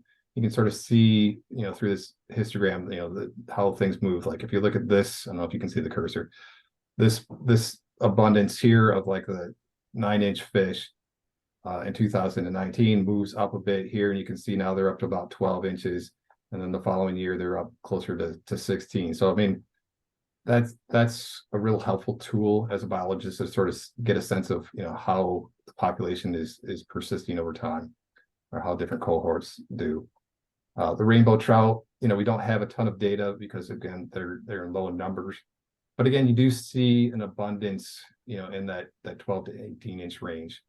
That's where a lot of the fish are, as far as their overall population. So when we talk about this, we're talking about the size structure. That's the term that we use. It's a healthy size structure, and it does have a fair number of fish, even in the trophy size range. Which trophy in this case, we're sort of focusing on fish that are 20 inches or greater. Shifting gears a bit here, this is two graphs related to angler hours or fishing effort. So there were some studies done back in the 1990s. Not 100% comparable as far as the methods, but comparable nonetheless. And as one of the things that, when FUDR came to us back in 2016, there was the concern that there was, a significant increase in fishing pressure that was sort of driving maybe, a decline in the fishery. So when we did our creel survey, we did it in 2018 and 19, and we're looking at the graphs that compare, the overall system here for the tailwaters versus specifically to the West Branch. And you do see a significant increase. On average, it's nearly doubling from what the data we had from the 1990s. And some of that, has to do with flows and probably an increase in the number of drift boats. We have a term that we use for folks that fish in multiple sites or reaches throughout their fishing day. We call them movers. So a lot of this increase that we saw in the 18-19 survey was due to a lot of increase in pressure related to, people that are considered movers. And those can be drift boaters, they can be just anglers that are just hopping around from site to site.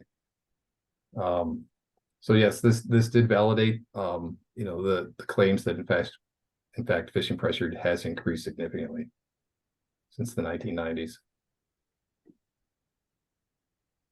The next graph here, or set of graphs, compares sort of the fisheries independent and the fisheries dependent data. So you have different lines here for, angler caught fish, whether they're harvested or released, versus electrofished fish. And the thing that's interesting about this, so this is sort of the percent occurrence on the y-axis versus the size on the x-axis. This is very informative in the sense that it shows that we have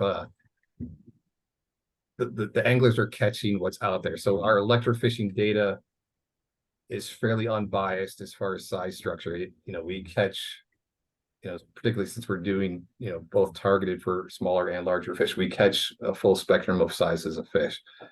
And then you can see here from these graphs that the anglers are catching similarly the same spectrum of fish as far as size. So they mirror themselves very well.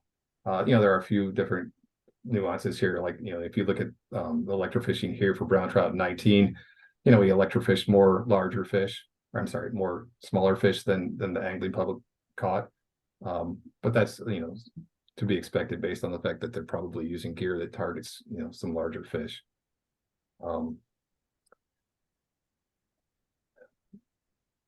I also have a graph here for the red counts.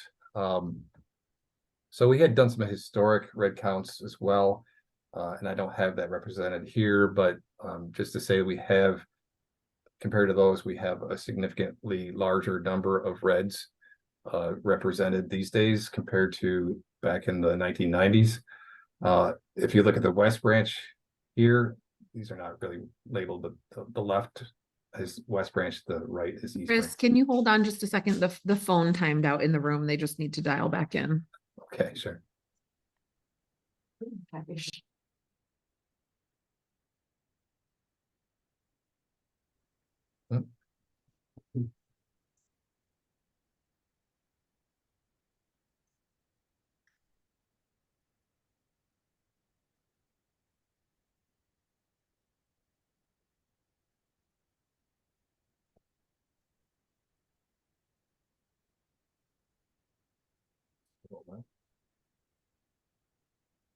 Hi, Chris, you back? Yep, can you guys hear me? Okay, yep, we can hear you again, thanks. So I'll start over with this slide. You guys probably didn't get most of what I said on this one. So this is just a couple of graphs related to the red counts for the west branch and the east branch. The graph on the left is the west branch, and conversely, the right is the east branch. So we have some old data from the 90s for counts, and this represents a significant increase as far as the number of reds from those surveys. But what you can see here is, we have areas that dominate the spawning area. So like for the west branch, it's the Stilesville to Haleti reach, and mostly, more towards the Stilesville area. And there's a lot of reds here. I mean, we're talking hundreds of reds up to, 750 or so.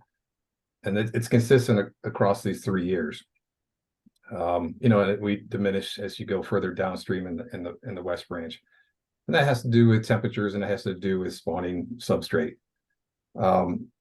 Similarly on the east branch, we have a pretty large number of reds. And again, they're sort of more the upstream aspects of the east branch. So these numbers represent a significant spawning population that's spawning within the actual sort of main stems as opposed to going into the tributaries. We do have some data from the tributaries, but access along a lot of the tributaries is challenging, so we aren't able to really get a full spectrum assessment of how much spawning is going on in the tributaries. So I've covered quite a bit, and there's more in the actual summary document that, like I mentioned, will be online here probably in a month or so. But let me just go over some of the highlights here. Again, the brown trout and the rainbow trout populations are considered stable. The brown trout being very abundant, the rainbow trout not so much, but stable nonetheless, both for adults and for young of the year. The size distribution for both the browns and rainbows shows a high percentage of fish in the 12 to 18-inch range, which really produces a great fishery. The creel data shows that the effort has more or less doubled in comparison to the effort from the 1990s. And then comparisons between the length distribution from the fisheries dependent or the creel data and the fishery independent or the electrofishing data are very similar, and such that they sort of validate each other and allow us to use them sort of interchangeably as it relates to assessing the fishery. And then finally, the spawning is occurring in both the east and west branches at very high rates. So, one thing that has come up is trying to figure out what our next steps are. We continue to do all this, most of this sampling to this day. We have, data for 22 and 23. And we're working on a management plan that's going to have probably a 10-year term. And it likely would get updated from there. But we're looking to continue to create a long-term data set, because on average, it's very hard for us to manage a fishery without having a lot of data, basically. I mean, if you go out once every few years and you get sort of a snapshot of the state of the fishery, it's not particularly informative. Given the value of this fishery, it's one of the the top waters of the state. We're putting a significant effort towards it, and we're going to continue to do long-term monitoring, continue to do this electrofishing effort. We'll probably do periodic creel surveys. The management plan will get into other aspects as it relates to other things that we can try to do to improve the fishery. So with that, I can take some questions. Molly, I think you said we have one question in the chat. We do. Don Hamilton asks, are reds counted by weighting? Are drones a suitable tool for counting these in some locations? Are they counted by weighting? I'm not sure what he means by that. Yeah, Don, so if you want to come off mute and explain your question, feel free. Sure. Yeah, I've helped with some red counts on tributaries, and we in some smaller streams, we were just walking the banks. I don't know how this is done on the Upper West Branch, but I would assume by people waiting also, but maybe they're all doing it from the banks or the shoreline. I just wondered if drones would be a suitable tool for counting reds on a larger part of the river like the West Branch. It probably could be. The thing that we face with drones is all the different regulations. We've considered them for creel surveys as well. You know, given the fact that we're the state, we have, you know, sort of a high standard to live by as it relates to what we can fly over and how we can use them. So the red surveys currently are done through like kayak floating and some wading as well. Okay, thanks. Sure. Great. Another question came in. If the fish are using the upper West Branch, shouldn't that area be closed down in October? So that's a great question. We have a study in progress right now as it relates to the off-season catch and release.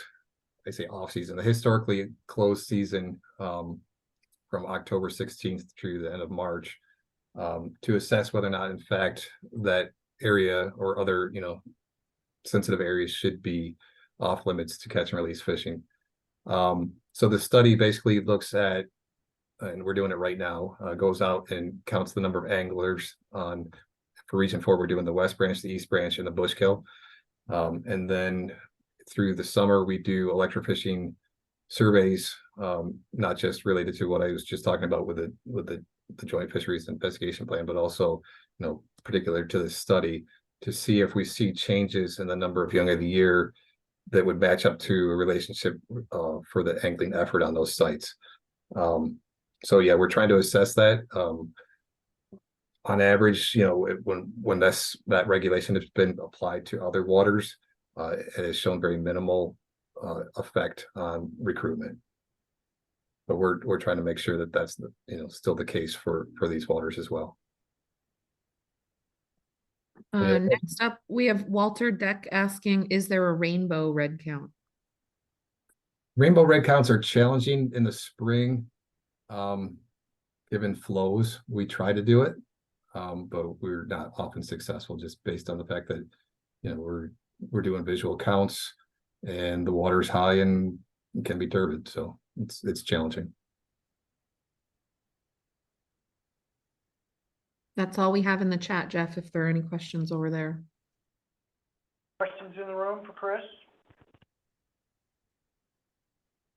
Thank you, Chris. I'll just say the one thing that you did touch on that I think is super important here is you see in talking about this study, and I think one of the most important outcomes of it is going to be our own wild trout management plan, which we've never had before. And over the next, I don't think there's a timeline for it. Chris, I know we've asked you before, and I know resources are always an issue, and but we hope that our community can play a big role in how you put that all together based on this study that you now have completed. So I think we're working with the Trout Unlimited Delaware River Work Group to engage in that. We're also working with the angling community to engage in that. There's a lot of interested people with a lot of good thinking about what should go into a Upper Delaware River wild trout plan.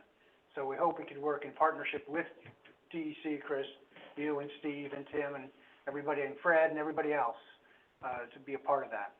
Yeah, definitely. I mean, as we mentioned in our meeting a few months back, we're going to have a draft that will go to be a public document as far as being put out for public comment, and then also we'll probably have individual or separate meetings with constituent groups to make sure that we hear and understand all the different concerns or additions that would be considered. So yes, it'll definitely be something that's interactive with your group and the general public. So great, perfect, thank you.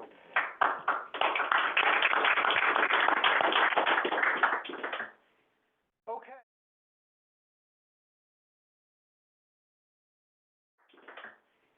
Okay, we're in the very home stretch here, so I am gonna take it from here in our last two presentations. And we have left a little bit of time for open discussion, which can go any which way. You can go back and revisit any of the presentations over the last 2 days, or you can say something else, or you can comment on what's left here, on the agenda to be covered. So the next presentation is the macroinvertebrate study. I don't have, it's too early to be sharing much of anything with this, but this came about because I don't think there's anybody in this room that has fished on this river that hasn't asked us about bugs and insects over time, right? How many phone calls have we received on a weekly basis sometimes during the fishing season, recognizing some anomaly in their perception of a particular bug? What happened to the sulfurs? What happened to the Hendricksons? Hey, last year I remember. Hey, yesterday I saw a lot. 10 years ago, right? This is just ubiquitous. I think we all know that, right? And ferreting out macroinvertebrate information in a way that anglers want to hear about and understand we've come to learn, is really hard, right? This is a long-term, right? These are long-term trends. There's lots of things that could be a factor, including the dams and weather. I think in our fishery, that's a couple things to consider immediately. So we finally said, okay, we hear you. We don't have a ton of resources to tackle this, but we're going to try to do something. So we contacted Cornell. We have their stream ecologist, a guy named Jeremy Dietrich. We have, thanks to the support of a lot of people that have been around FUDR for quite some time, were able to help us privately fund, essentially, a contract with Cornell. And they are going, over the next 2 to 3 years, they put together a design. So here's the status update. They put together a design for the study. They have completed what we would call phase 1 field work. Kylie over there was out there knee-deep in the river with Jeremy. So they have collected, and again, this is all modest. Please don't, we've got to manage expectations here, right? So I think it's 11 or 13 sites or something like that, Kylie, in the East Branch, West Branch, and main stem. The bug collection has been completed. It's not rocket science, right? Many of you have done it yourselves. You've gone out there and kicked the river and put the net down. I mean, this is what we're talking about. And Jeremy now has the specimens that he's collected. He came back out again, and he did what he calls a substrate assessment. So where he took the bugs, he is also now looking at the rock and cobble and sediment in the bottom of the river, and and that's where he's at right now. In January, we're going to get a written report from him saying, okay, here's what I got. He's also talked a little bit about things that I wouldn't share privately, but I think he said, or publicly, he said, he thinks the dams certainly have had an impact based on, maybe I'm stating the obvious, maybe we all know that. And he thinks the flows and the weather certainly are something to look at. Peter, you're sitting, he needs to go back, and might need your help here. He needs to go back and look, if you look at flows over periods of time, right? Because this is in a way, unique tailwater, and, he needs all the help he can get. So we're on it. It's modest. It's a long term until we get any conclusions, but the take-home message is we heard you and we started doing something about it. That's going to add, there's also looking for private funding. Yes, we are. People who haven't, a lot of people do. So inclined, project is to have donors, and that's basically what's funded it to this point in time. We've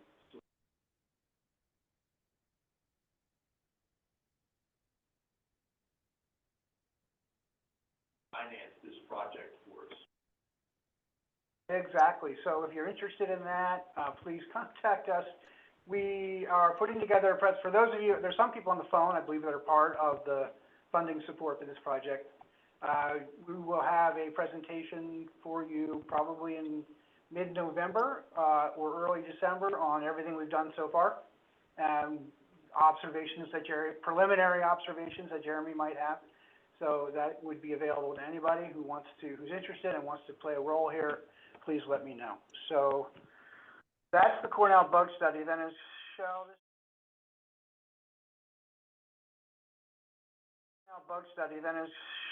okay, so I'm gonna seg right into the state of the river. We have a PowerPoint to present, a couple of preliminary thoughts here. We have the luxury of waking up every day and coming to this office and looking at this river, but by no means is FUDR the expert or the only ones doing stuff on the river. There are tons and tons of partners, many people in this room. Trout Unlimited is a great example. We are attached to the hip with them in so many ways on so many fronts. So my observations, these are my observations. They are not, I try not to make them FUDR centric because we're not going to solve these issues and challenges if we're only one organization. Even though we are here, we do have the luxury of having full-time staff working on a broad array of issues of which you've heard a lot about over the last 2 days. The slideshow pointer, or do you? Sure. Is it self-explanatory? Yeah.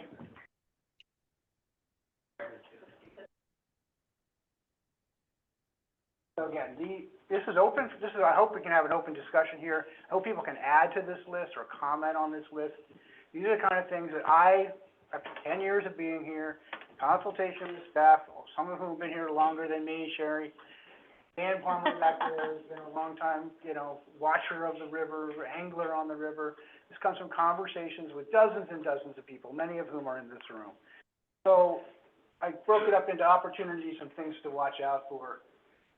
One of the things that I think has happened over in my time here is we have just attracted more resources. We talked about federal funding and state funding, and the profile is larger. We have all these coalitions, right? All these partner groups. That, I think, is a good news story. And we have brought recognition to the Upper Delaware River that was never here before. And I say we, the collective we, okay? Sometimes we get criticism for that. People criticize us all the time for promoting the river. We hear a lot about that. That's why more people are coming, because you're out there putting it on Facebook, right? So it's a really challenging, double-edged sword here when it comes to that. But I think in the big picture, the more attention that we have gathered, and anybody can jump in here, Dan, I see you back there. I know you think about these things. You've been here since the beginning. You might have a good idea. Is this a good thing or a bad thing? Right now, we're looking at it as a good thing, and we're moving forward and continuing to do it. The early days of FUDR, we were a tailwaters group, right? We were strictly East Branch, West Branch, Main Stem to Calico, and thinking about the fishery. And we even left out the Beaverkill, the Willowwemoc, and the Neversink, right? Mostly because this is where the big fish were, and this is where most interest was, and we only had no staff. It was a volunteer operation in the beginning, and that's what we did. And we focused on the city, and we focused on water releases, and that's we've evolved since then. That was, 15. Now we're looking at other places. So we are, now back to we, Friends of the Upper Delaware, we are Friends of the Upper Delaware, which includes these places. But only recently have we started to actually get active in that. Part of that is this thing on the right. This is a long and tedious thing, but for those of you in the business, without a plan, you can't do stuff, right? You got to get the plan in place first. So we now have funding through the Neversink plan. You heard from Jillian and her crew yesterday. The state funding is allowing us to do a watershed-wide plan, and we recently completed a recreational plan with some consultants about things like public access and boats and all kinds of stuff. So part is sort of time-consuming as it is to put these plans together, and people want to do stuff. Well, in order to do, you got to have a plan. So thank you all for bearing with us on any one of those three that you've been involved with. Well, am I not doing this right?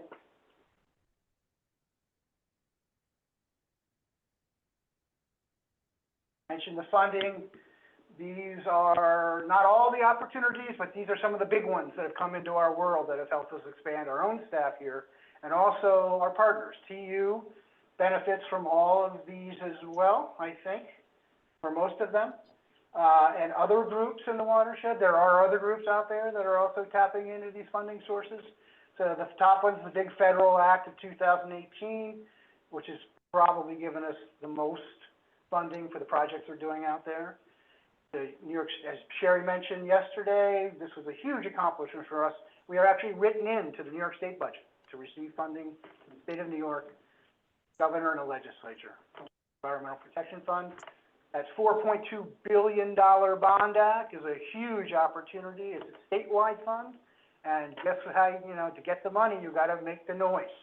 You got to put your case together. You got to go to the right people. You have to lobby and do all that stuff. And we hope to pry our fair share of that $4.2 billion out of that bond act that was approved by the voters of New York last year. Growing Greener is a program. It's a little bit of a mystery in Pennsylvania, but we're trying to figure it out.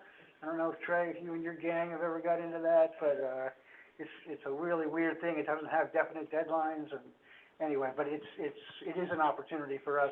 Private foundation support has grown. These are just examples, and we also have private donors like those that funded the macroinvertebrate study. So the big picture here is there is more. The pot of funding is growing for the Upper Delaware River, not just for FUDR, but for everybody. So, Michelle, go ahead. Peter did a great job this morning. I think maybe one of the best we've seen. I had a couple comments already saying, finally, I understand this thing, or I have a better understanding of this. Really critical, the Trout Unlimited Delaware River Work Group has been focused on this for a long time. Our anglers are super interested in it, obviously. I think that as a community, we have to get laser focused if we're going to work for improvements to the FFMP. Everything is an incremental game, right, Peter? Everything is a struggle, right? Everything involves so many decision makers. I think we need to narrow down something small that really isn't small, but you know what I mean? And maybe it's Peter's idea of the thermal bank modification. Maybe that's it. But I think as a community, we need to decide what the strategy is. I think that's a good next step for us. And I'm really pleased with the discussion we had and what came out of your presentation, Peter. Thank you again. In order to get to the thermal bank, we might have to reconstitute this SEF, which Peter sits on, Jim sits on, I sit on, at least for now, we think. We don't know. It hasn't been very active, but for those who don't know, that is a Delaware River Basin Commission subcommittee that was formed, and guess what they did? The very first thing they did was they took a look at the Upper Delaware River, and they allowed us to, as a group, come together and formulate a thermal bank. So remember, this is a big river, 300 miles, and look, they concentrated right up here on the fishery on the first thing out of the gate, which is good news. There were some constraints. We think it could be better, but I think it's another indication of movement in the positive direction. And we work with the wider coalition, CDRW, Coalition for Delaware River Watershed. What we have done, thanks to Dan Plummer, 15 years ago, he went down to Trenton, he said to those people, the FFMP means something, not just for trout. It means something for the whole river. It has implications for the whole river. And how long did it take us to convince them, Dan? 5 years, before they actually said, okay, tell us what it is, to explain this thing to me, right? And that was 10 years ago, right? So it took us all, so now just so you know, it is a policy priority for the coalition, formally adopted and voted upon by them for the whole, as they recognize the importance of it to the whole river. So that brings more muscle for us. That brings more attention, more people.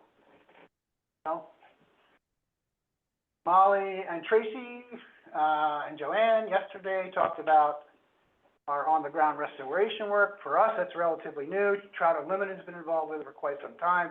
We teamed up, and it's a really good team. Trout Unlimited does a lot of the technical work and design work, working with the contractors. FUDR does the kind of public relations work, the administrative end. We raise money for this stuff. It's working just great. I don't know, Molly, if you're listening, that 20-plus number, I hope I wasn't taking liberties there or way off. But these projects, all of them, and Pat O'Brien is sitting back there with the town of Hancock, and he knows that we're not just thinking about fish, right, Pat? We're also thinking about flood mitigation. you are a town, you're a town board member. Right. And what do you think about every day when it comes to this river? I'm gonna guess that flooding is on top of your mind when you wake up every day. Well, guess what? These projects help with that. They also help, at the same time, they also help with fish and these other things, improving recreation. So we're really proud to have this kind of work going on and be able to support it through the fundraising efforts that we engage in.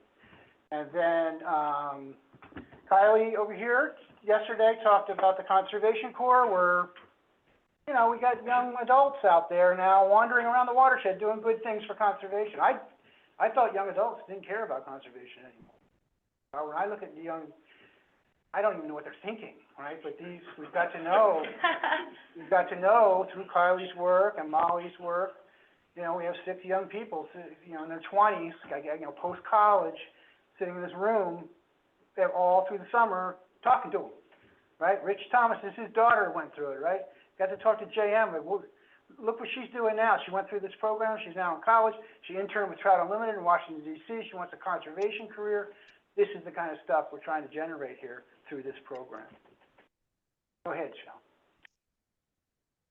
Just heard about this. Chris was emphasizing mostly the study that predates this, that they completed in 2021, that sets the stage for this. Trout Unlimited Delaware River Work Group is very interested in this, and we have a meeting next week to talk about strategies to plug into it. And the angling community has been watching this for quite some time. I see this as a pretty important opportunity. What we don't want to do, and with all due respect, our DEC partners have been great, but what we really don't want to do is just have them write this plan by themselves, you know, like up there in Stanford. We all need to be participating. And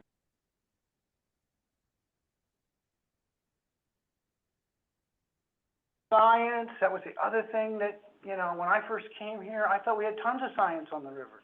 I thought we knew everything. How could you not know this is a world-class wild trout fishery. How could we not know every speck of this river and everything that's going on with the fish and the habitat and the growth patterns and everything, you know, you need to know to protect the watershed? Well, we really didn't have a lot, you know, and now we're starting to get a little more.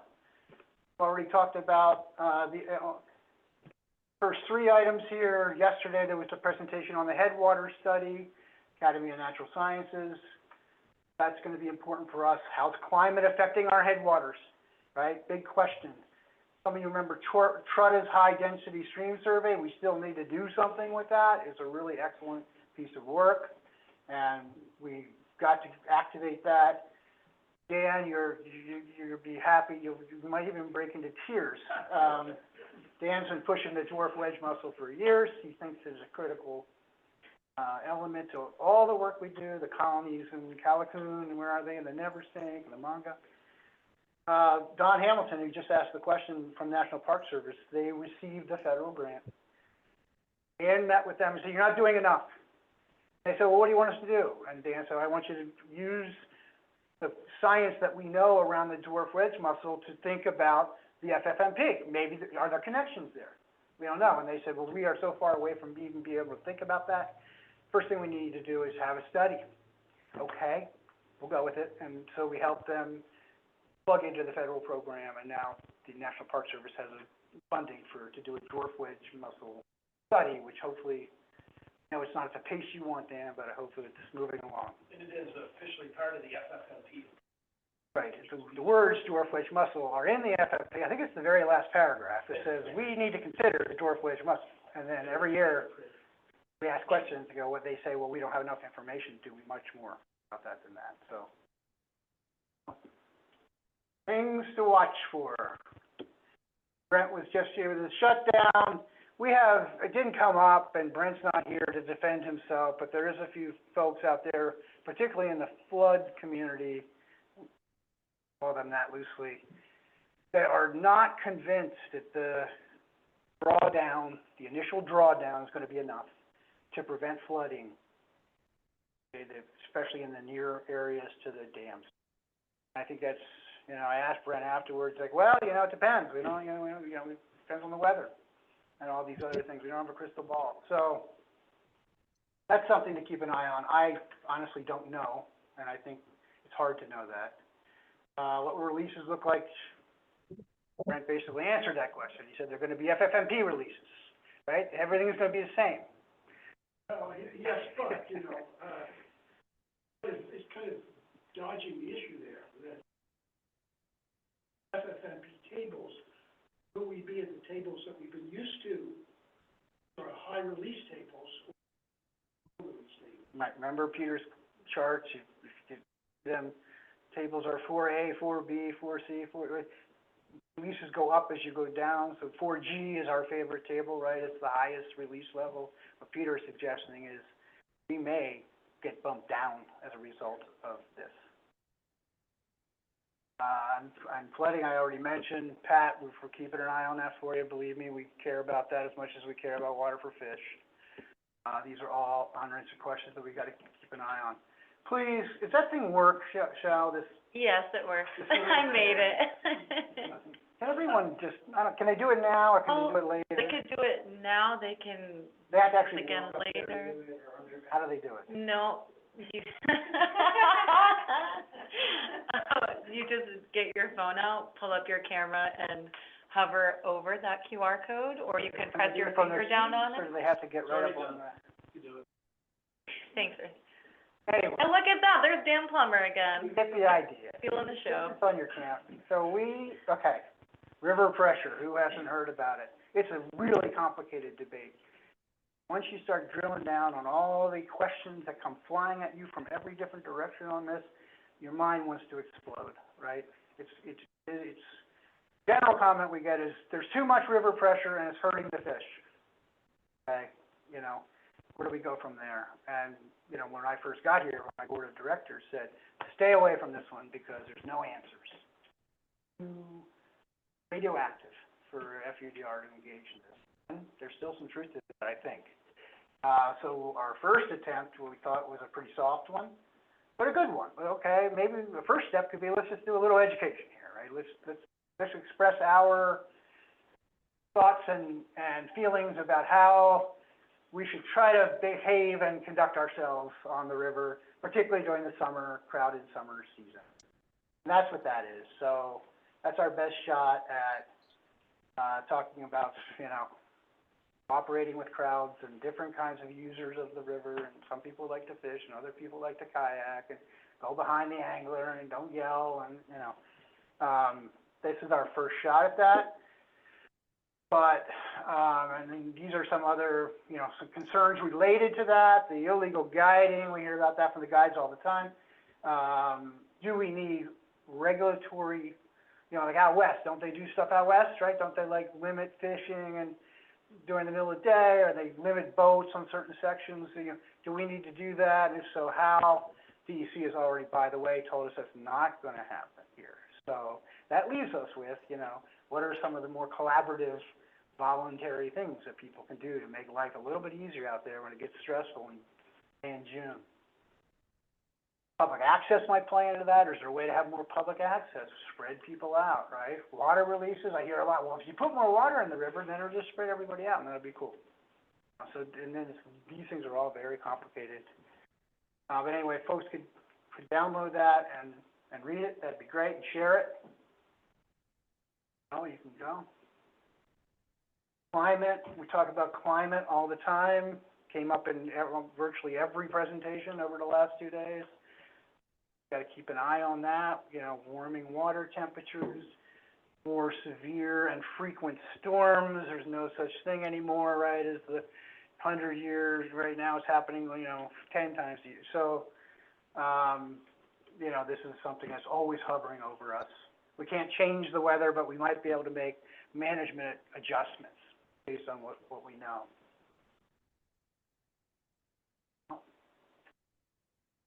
This is my final slide, things to keep an eye on. I already talked about the dwarf wedge mussel. Japanese knotweed. How do people feel about Japanese knotweed? I mean, yeah. What'd you say? Yeah. Leave it up to Sharon to look at the bright side. When they bloom, they are beautiful, and people take pictures, right? They stay on the Hancock Bridge, and it's true. And they look like great riparian, it looks like great riparian, right, like great riparian cover. Learning that maybe not. There are some, so what we did like these pilot projects over 2 summers ago, I think.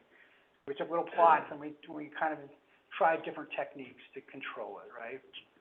And I don't know if you remember up in Deposit, we had the goats running around up there, right? And we were cutting it, we were doing all that stuff, but it's really, the experts say, I think that it's never gonna be completely eliminated, it's just, so, might be other invasive species out there to worry about, I'm sure there are, but this seems to be our big one. So, that's it. With that, I want to open it up. Molly, well, let me start with the room here. Any comments across the board? Let's maybe organically, this discussion can take us to the finish line, which is scheduled for half an hour. So Jeff, just real quick, I think it's very important to talk about, it's not just about the trout, it's not just about the flooding, but it's important to note the benefit that our organizations are. Talk about, I think, it was $20 million annually that's invested into local businesses and on the path that you could probably local economies that really. Good point. Chuck, can people on Zoom hear Rich?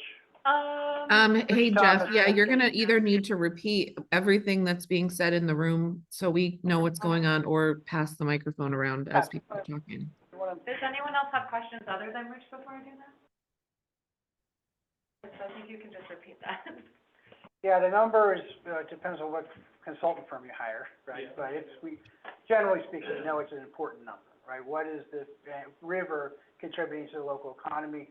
Pat, I don't want to put you on the spot back there, but as a general matter, I think you would agree that angling, the river, boating, summertime, it's helping Hancock and the vicinity. It may not be the savior for the area, right? But it is contributing in a positive way. Of course, more people, an opportunity, what's moving or is erosion also good for the, so that's. Yep, thank you. Well, an interesting twist too that Jeff mentioned before, how, it's your fault that all these people are coming. All those people are coming and buying lunch and, Right. et cetera. So. And that comes in 2 parts. The anglers, some of the anglers, not all of them, some of the anglers don't like it. They historically had this place as their own private paradise. Now they have to endure, boat coming down while they're waiting, and here comes another boat, and here comes, and then also local residents, Pat, Pat's running for office. If you look at today's Hancock newspaper, you will see that his little speech he made on the front page talks about the river, because Pat knows the importance of the river. And, there are some members of the local community, Pat, I think it's fair to say, that would prefer that people didn't come, right? Well, when people say, you're getting too many come, and those are the people that were flying the river 20 years ago. Important for them to remember too, the local people had it before they got here. So, Back when you could catch 10 and keep 5 of them. right, there are memories. But now you can't do that anymore, it's just not feasible. So those changes are there. I'm interested in your statement, on the Jeff, we can't hear you on Zoom. I think we can hear Pat okay, but we can't hear you.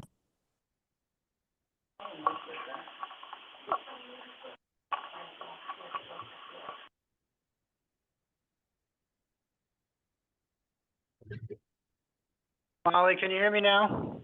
Oh, yes, we can hear you better than ever before. I have this thing, okay, so I was saying that Pat O'Brien, running for town board here in Hancock, election is in a couple weeks, and he has a statement in the paper today, and he talks about the river. And the other thing that he said was, change is gonna happen, right? Change happens. That is a concept that is, not, that common in our community, right? There are some people that believe that change shouldn't happen, right? But if you, Jim Serio, you're sitting here, I know you've watched the Village of Hancock for many, many years. Change is happening, right? So don't talk, Jim, because you don't have the microphone. But if you want to say something, ask for it. Go ahead, Dan. First, I just want to take time to thank you, Jeff, and staff for, I think, being arguably the leaders in the Upper Delaware River watershed as conservationists and just taking care of the overall well-being of the community. Just, I think it deserves a round of applause. This is at the end. I just think you guys are incredible.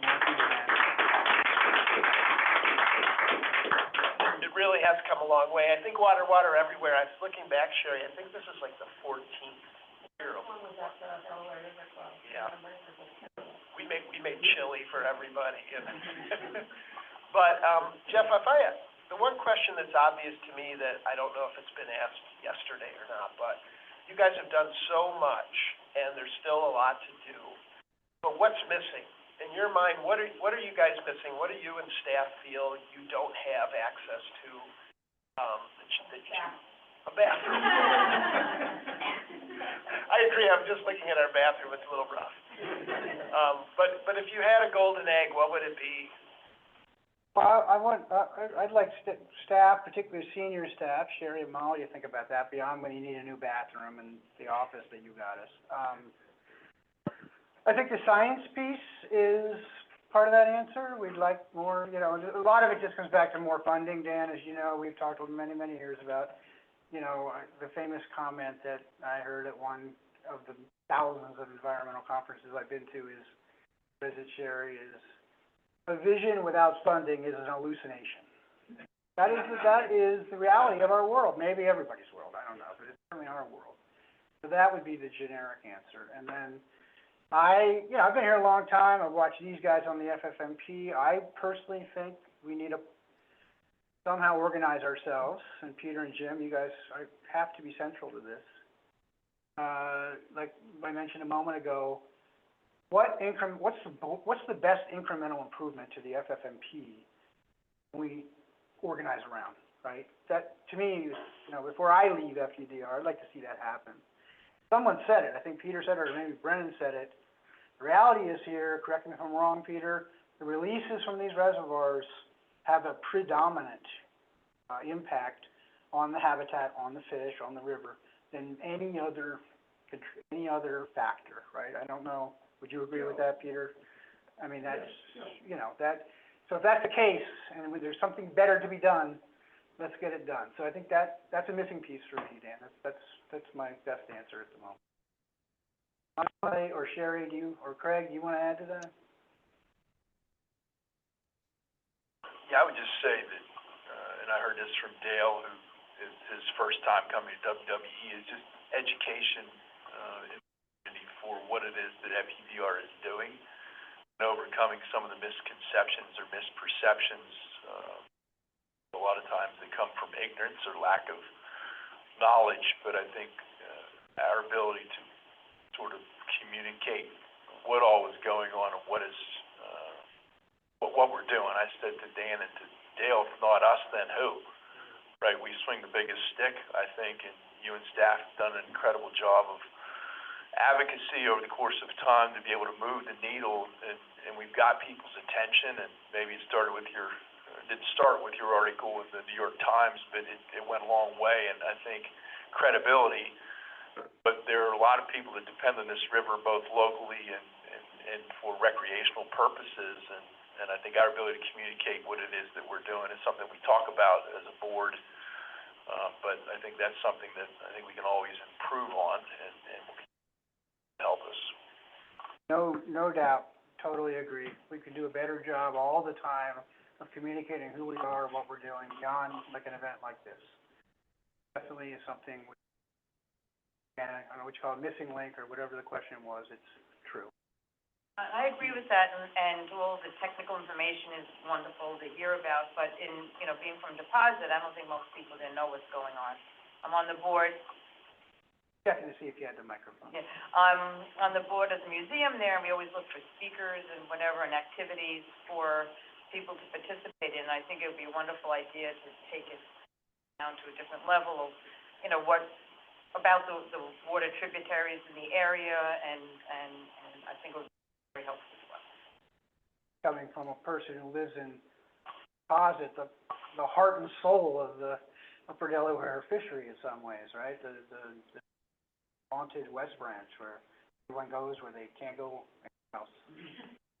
Movie coming out next year. Dan Farmer has a movie coming out. What, Molly, anybody on the phone? I think we need 14 more staff approximately. Thank you, Molly. But yeah, I mean, yeah, the only other thing is, you know, we do a lot of work that involves community engagement. And I think, you know, obviously you all are very much engaged to show up here and spend your day with us. So if there is, you know, a thing or two that you're interested in, you know, just, it really is inspirational for us and makes it feel, you know, that much more worth it when we're able to have really good communication and feedback from the community while we're doing what we're doing. And I think it really makes the work that we do stronger. And, you know, in the end, people take ownership of it, which is really what we're looking for, because it can't just be us, as has come up, you know, many times at this point. We all have to work on this together. Great, thanks, Molly. You know, along the lines of communication, I think there's a two-way street here. We are the first ones to admit that there, you know, if you want to pick the low-hanging fruit about what's not happening here, there's plenty to pick from. But I can tell you, having been in this business for almost 40 years, a lot of this work is about energy and feeling good about what you're doing and feeling good about the people you're trying to help. And so one of the things that is most damaging for us and frustrating for us, even though we're big kids, is to hear someone come on the phone or come through that door and say, I heard from so-and-so that you're not doing this, or I heard this bad thing, right? And it's, you know, there's so much miscommunication out there, who we are and who we're not. It's on us to tell people, I get it, if we could improve on that. But I want to just let this audience know that one of the most demoralizing things that can happen to us, me and my staff, is for, you know, to hear these things that are being said out there, right? Craig, you and I talked about it yesterday. And then, you know, hopefully we're making incremental progress, right? People see this, plug into this, but, you know, again, we recognize that it's on us to make sure we do our best to try to tell people everything we're doing. So we can do better at that.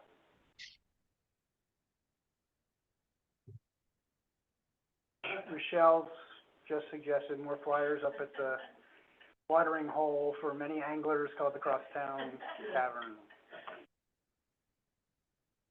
So we can end early, if no one else has any thoughts or questions.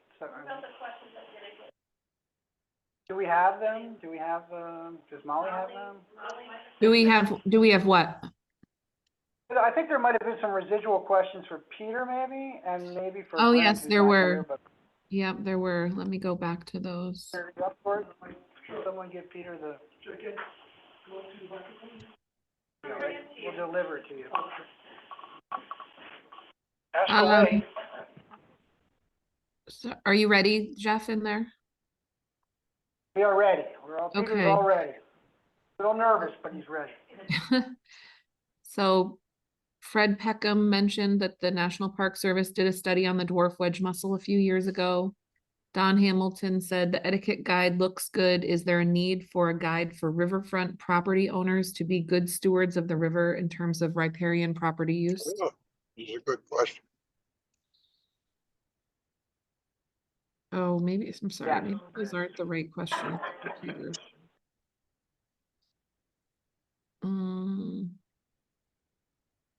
You said it's a mixed question, or? No, I think Joanne sure had a question during the, Yeah, I'm sorry, I didn't go back far enough. Those I didn't read yet, but I'm almost there. Okay, so Don Kiefer asks, is a thermal trigger of 70 degrees Fahrenheit at Lordville feasible? What's the number? 17? Yeah. 70 or 70. 70, 70. I doubt it. I'd have to do the calculations, but it's pretty close to 68, and I don't believe so. Get that, Molly? Or- Yep, we got that. Walter Deck asked about a thermal bank temp target, which Brennan answered earlier. And then Joe Ancher asked, in order to prepare to perform a trout mobility plan during times of thermal stress and considering it would require significant resources responding in a short period of time, do you have suggestions on what needs to be analyzed and how could we get resources to perform these studies? Wow.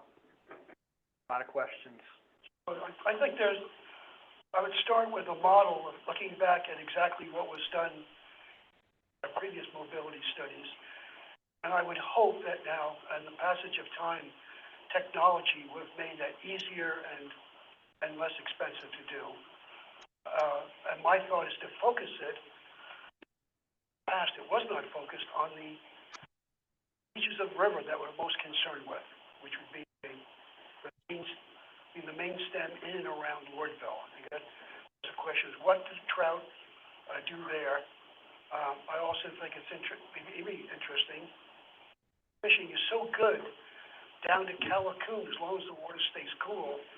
As I've always been mystified by what happens to the trout in the Callicoon stretch in the summer. It's true that I think the reluctance to do it is that this is expensive. I think you learn a lot. I hope everybody heard that, Molly. Did you hear that?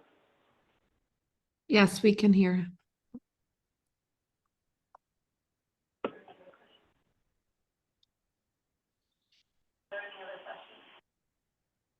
Other questions online, Molly? The ones I read earlier, which might be more appropriate for you. Okay. What were they? Yeah. So Don Hamilton asked, the etiquette guide looks good. Is there a need for a guide for riverfront property owners to be good stewards of the river in terms of riparian property use? Yeah, I'm sure it's been invented 100 times out there on other river systems. It's probably not something we have to rewrite. We could modify. One of the dangers of that is this whole area is one of the characteristics of this whole area is it's private property. Private property dominates the upper Delaware River.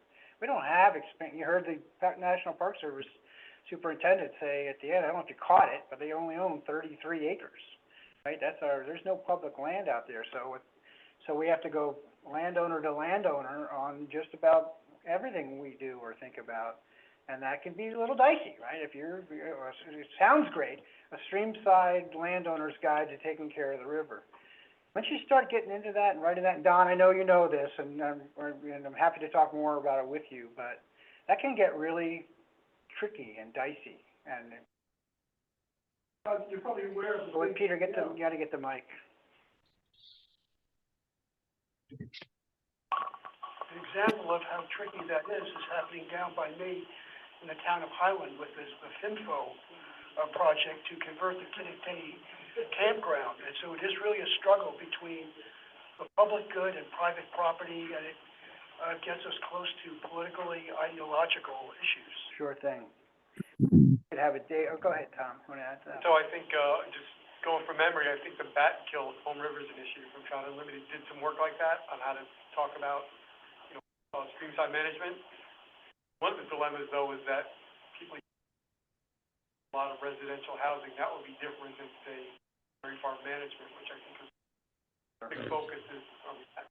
I'll see if I can talk to some folks and get you guys together on what they've done. Great, thanks, Tom. Rich Thomas? Jeff, you can just repeat it. So Chris Wood and our senior scientist, Jack Wage, From years ago, from a TU perspective, actually published a book on proper stream storage for homeowners. So that is out there. I actually may have some copies I could probably drop off here. Great, yeah, I know they're out there, there's all kinds of versions of it, and I think, to modify it for us, to localize it for us gets a little more challenging, but maybe there are some more generic reference guides, that could be distributed that kind of apply to everybody, and maybe we could avoid.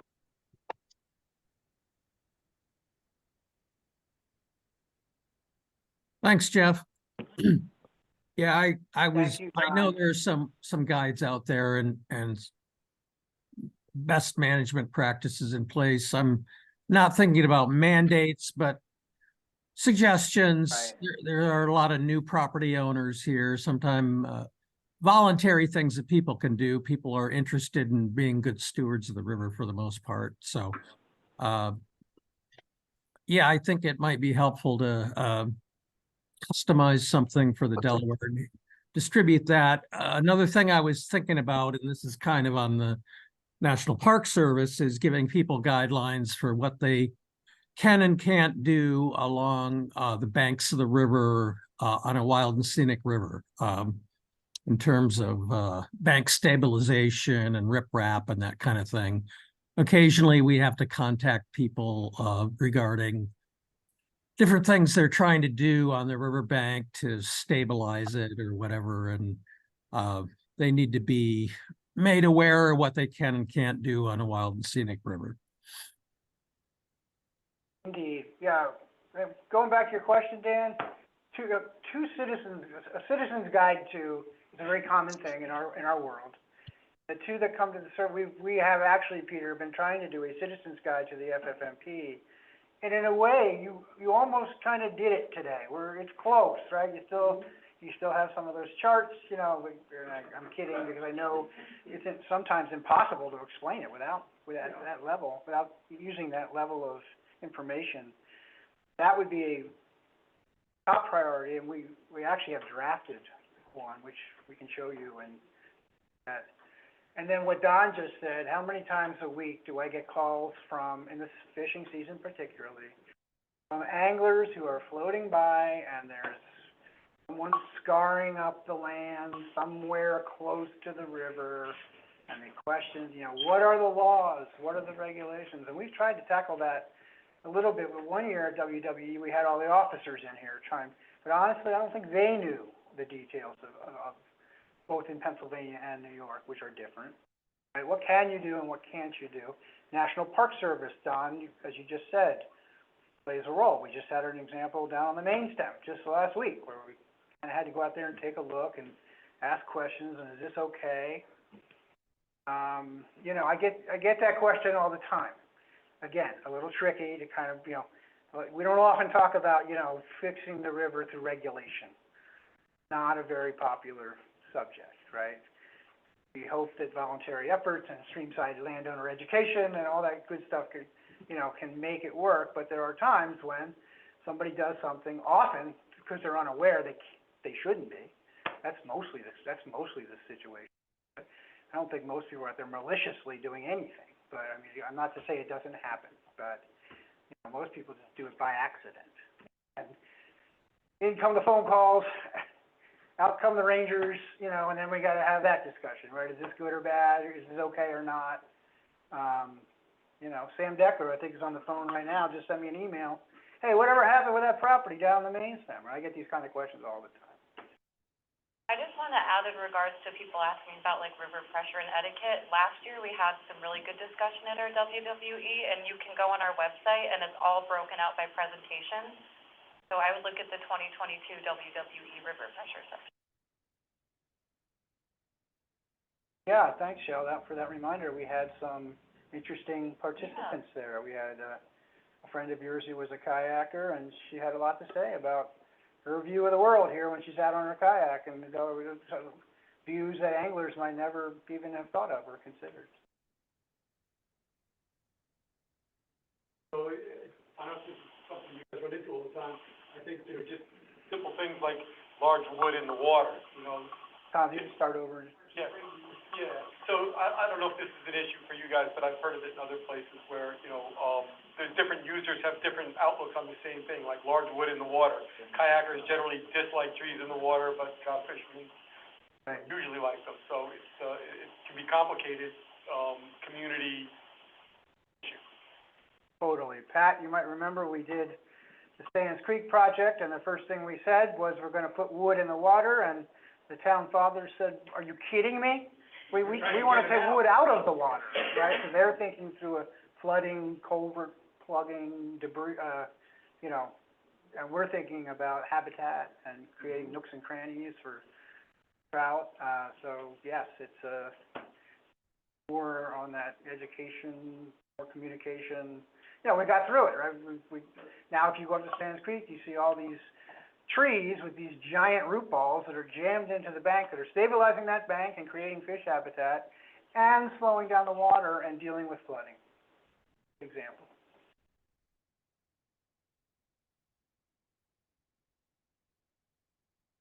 Okay, well, if there isn't any other questions or comments, thank you so much for coming to the, what is it, the 14th annual WWE. It's also rolling around in my mind about the title of this conference, right? Because I'm actually, 10 years later, not quite sure how it came about. When I think of water, water everywhere, the next line I think of is not a drop to drink. And that got me a little confusing to me because New York City drinks the water, but we don't drink it. Folks don't know this. Nobody taps into the river, I'm pretty sure, for drinking water, all the way down below Port Jervis. A well that gets filled by it. Activity with groundwater, for I sure. came up with the name and I just thought it was kind of Thought it was cute, didn't you, Dan? saying, it seems like there's plenty of water, but none of us are. Right, well, that's the second interpretation, water, water everywhere, but not enough for us, right? And now Peter's up here saying, well, hey, man, we are getting our fair share, But right? after a struggle. After a struggle, and maybe there's a little bit more we can get. So anyway, just something to think about for And our, then WWE. I sent a picture of the jet yesterday with the WWE belt on it. oh, God. Because if you Google it, that's what you get. With that, I'm gonna adjourn and thank everybody for coming, I really do.